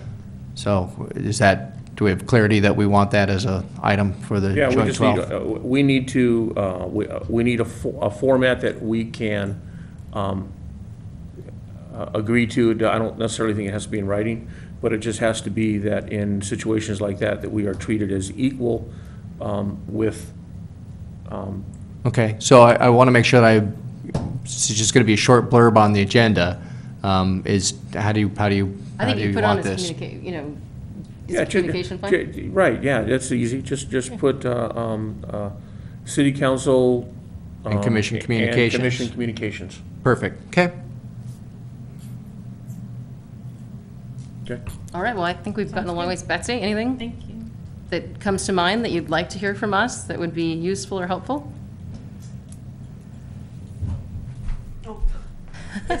Well, I was thinking about the joint meeting being the skate park, but then I realized the skate Yeah, park's oh. the 19th, so. Right. That's what I was. I know it's hard, there's a I lot was getting coming up. confused Yeah. here. A lot of meetings coming up. Yes. Let's say that we don't finish in that 1 hour. Can we, No, that's it. we can't add So it 1 to hour the We deal. go next? right in, Oh, we another abut meeting? the Right. Why don't city we, council meeting. yeah, why didn't we just do it all at the, They're two separate things. This is like our yearly meeting with I council. understand that, but if we don't get our points across in the 45 minutes. Well, I don't think we are. So I think that's why the priority has to be the way we have established it, with the communication being the very last. I think Maybe that needs to be first. that what needs to be first is the vision and the, that's the most important thing that we I need think we to. can figure out the communication if we needed to Well, outside of and- this meeting. And let me just make a general statement here, and I don't think I'm going too far on a limb on this. You know, the council established these so that we at least have a minimum checking in point with the Yeah. commissions Right. every year, so that Right. there's something built into it. If the commission has some request that, hey, council, we really want to talk about, you know, the color of the carpeting in the council chambers. Boy, and I'd like wanna- to talk about You know, then there's certainly nothing stopping the Chairs. commission from Arranging making another that meeting. request, and if the Well, council. that's absolutely true. Which, and I think the skate park workshop is. If you is were a requested example like that. another joint meeting, I don't see why that isn't totally appropriate. Because that hour is short. I absolutely agree with you. Right. And unfortunately, it does abut a council meeting, and we go to 10:30. Yes. So you know how You guys that have been having gets. some very long council meetings. Yeah, So- well, we We established a don't want rule. to Well, that's why add you to it. list. Well, Well, we that's part established of a it. rule that we don't go past 10:30 anymore. I've been there as late as Yep. midnight and 1 in the morning. Yeah. So we did there's- establish this stop at 10:30 thing, which really helped. But absolutely, if there's another, if it isn't satisfactory, you feel like everything didn't get taken care of in that meeting, I don't think it's inappropriate to request a, I think you could request that in closing. Sure, Yes, if you need it. sure. Yeah, Yeah. yeah, I do. Or really at any time. I mean, Yeah. you know, get to the end of your meeting in September and you say, gee, we really need to have a meeting with the city council in the next couple of months to talk about the capital improvement plan. Then we'll be happy to bring that Yeah. Well, you request know, forward. and with our commission, I think it's got a lot more things that we need to bring to the attention of the council. And I Sure. think that maybe twice a year we should have some sort of, maybe 6 months we have a sit I down. would bring that up at the At the joint meeting. Okay, put that on the agenda under communication. Yeah. I don't think that's actually inappropriate, because we found with the planning commission that we needed to do it more. Yeah, I just think that Yeah. it's something that, you know, and then you're aware of what we're thinking. It'll keep And it's things been really moving. helpful, will. actually. Yeah, Yeah, it it'll keep will. things I moving. think it's been really helpful. Yeah. And sometimes I wish it wasn't only once a year, that's not very much. No, Almost it's needs to be not. instead of- I'd it needs almost to be rather quarterly. it be Quarterly, yeah, would twice be- a year, quarterly. Well, then we I can. know, another meeting, she says, I know. Well, again, if you always do it in conjunction with a council meeting, Well, then it's tougher. well, what, to me, what it is it's an additional hour. You know, that if you did them quarterly, it's something that is doable. Yeah, yeah. Because it's only an hour, and there's, how many commissions are there? 4? Historical, arts, planning? Yeah. Art, No, there's Four. 4. Four, Arts. yeah. Right. It's only 4. Art, part, Yeah, okay. I've got 2 of them. you got 2 of them. Poor boy. Okay, Dealing with all these Full-time job. personalities. all right, so, are we done with that part? Do you have Yep, any we're good. more, would you like to add? I think as long as the commission is done, I've got everything, so. Okay, so, do we have any reports or any comments from the commission? Then Betsy, would you like to have the floor again and give us any other information that you haven't shared with us tonight? I don't have anything. Oh, welcome to the race. Yeah, Yeah. I know. Have fun. Can you tell me who is up for reelection? See. Yeah. Which seats? Randy? No, which seats are open? Oh, which seats are open? Carlin Strobel and Carol Smith have not pulled papers. Okay. And also Paul Blatt's seat is also up for, But And he's on- and he's already on there. what's it called, qualified. Yeah. he's qualified for Yeah. that. So we have possibility two of open seats. Open seats that that is gonna be vacant. They won't run? Right. Well, Correct. you don't know that until the deadline Well, is. yeah. Till the that- 8th. And it Oh, gets okay, To so be- there is a deadline. The 8th is the Yeah, I deadline. just want to make Next that Friday. perfectly When is clear. the deadline? Friday. The 8th. The 8th. Friday, the It got 8th, extended 5 because PM. there's two incumbents that haven't pulled papers yet. If, So when that happens, they if they extend it, don't, right? if, Yeah. if any incumbent, if any of the 2 incumbents does not file By the 8th. by the 8th, then it is extended to Wednesday, the 13th at And how 5 many PM. people do we have that are pulled papers? Paul, Randy, 1, 2, Hanson, the guy that Brandon drills Hanson? water wells. Brandon Hanson And and a William gentleman- Wyrick. Bill Wyrick. Phil Wyrick. I see, Right. okay, so we Steve. do have the possibility of a Is that how vote you being pronounce taken. it? Steve, and Steve The only Quillisi. person who's qualified, or not, I don't even know if Steve. qualified, but has their papers in, is on the candidate list so far is, Yeah, Yeah, because you have to Well, he get the could, signatures. he could pull, no, I So we won't go have there. 5, 4, 5. 5. There's 5, vying for 3 seats. and So there's we- 7 we people are already on looking for at school board. Possibly then a vote.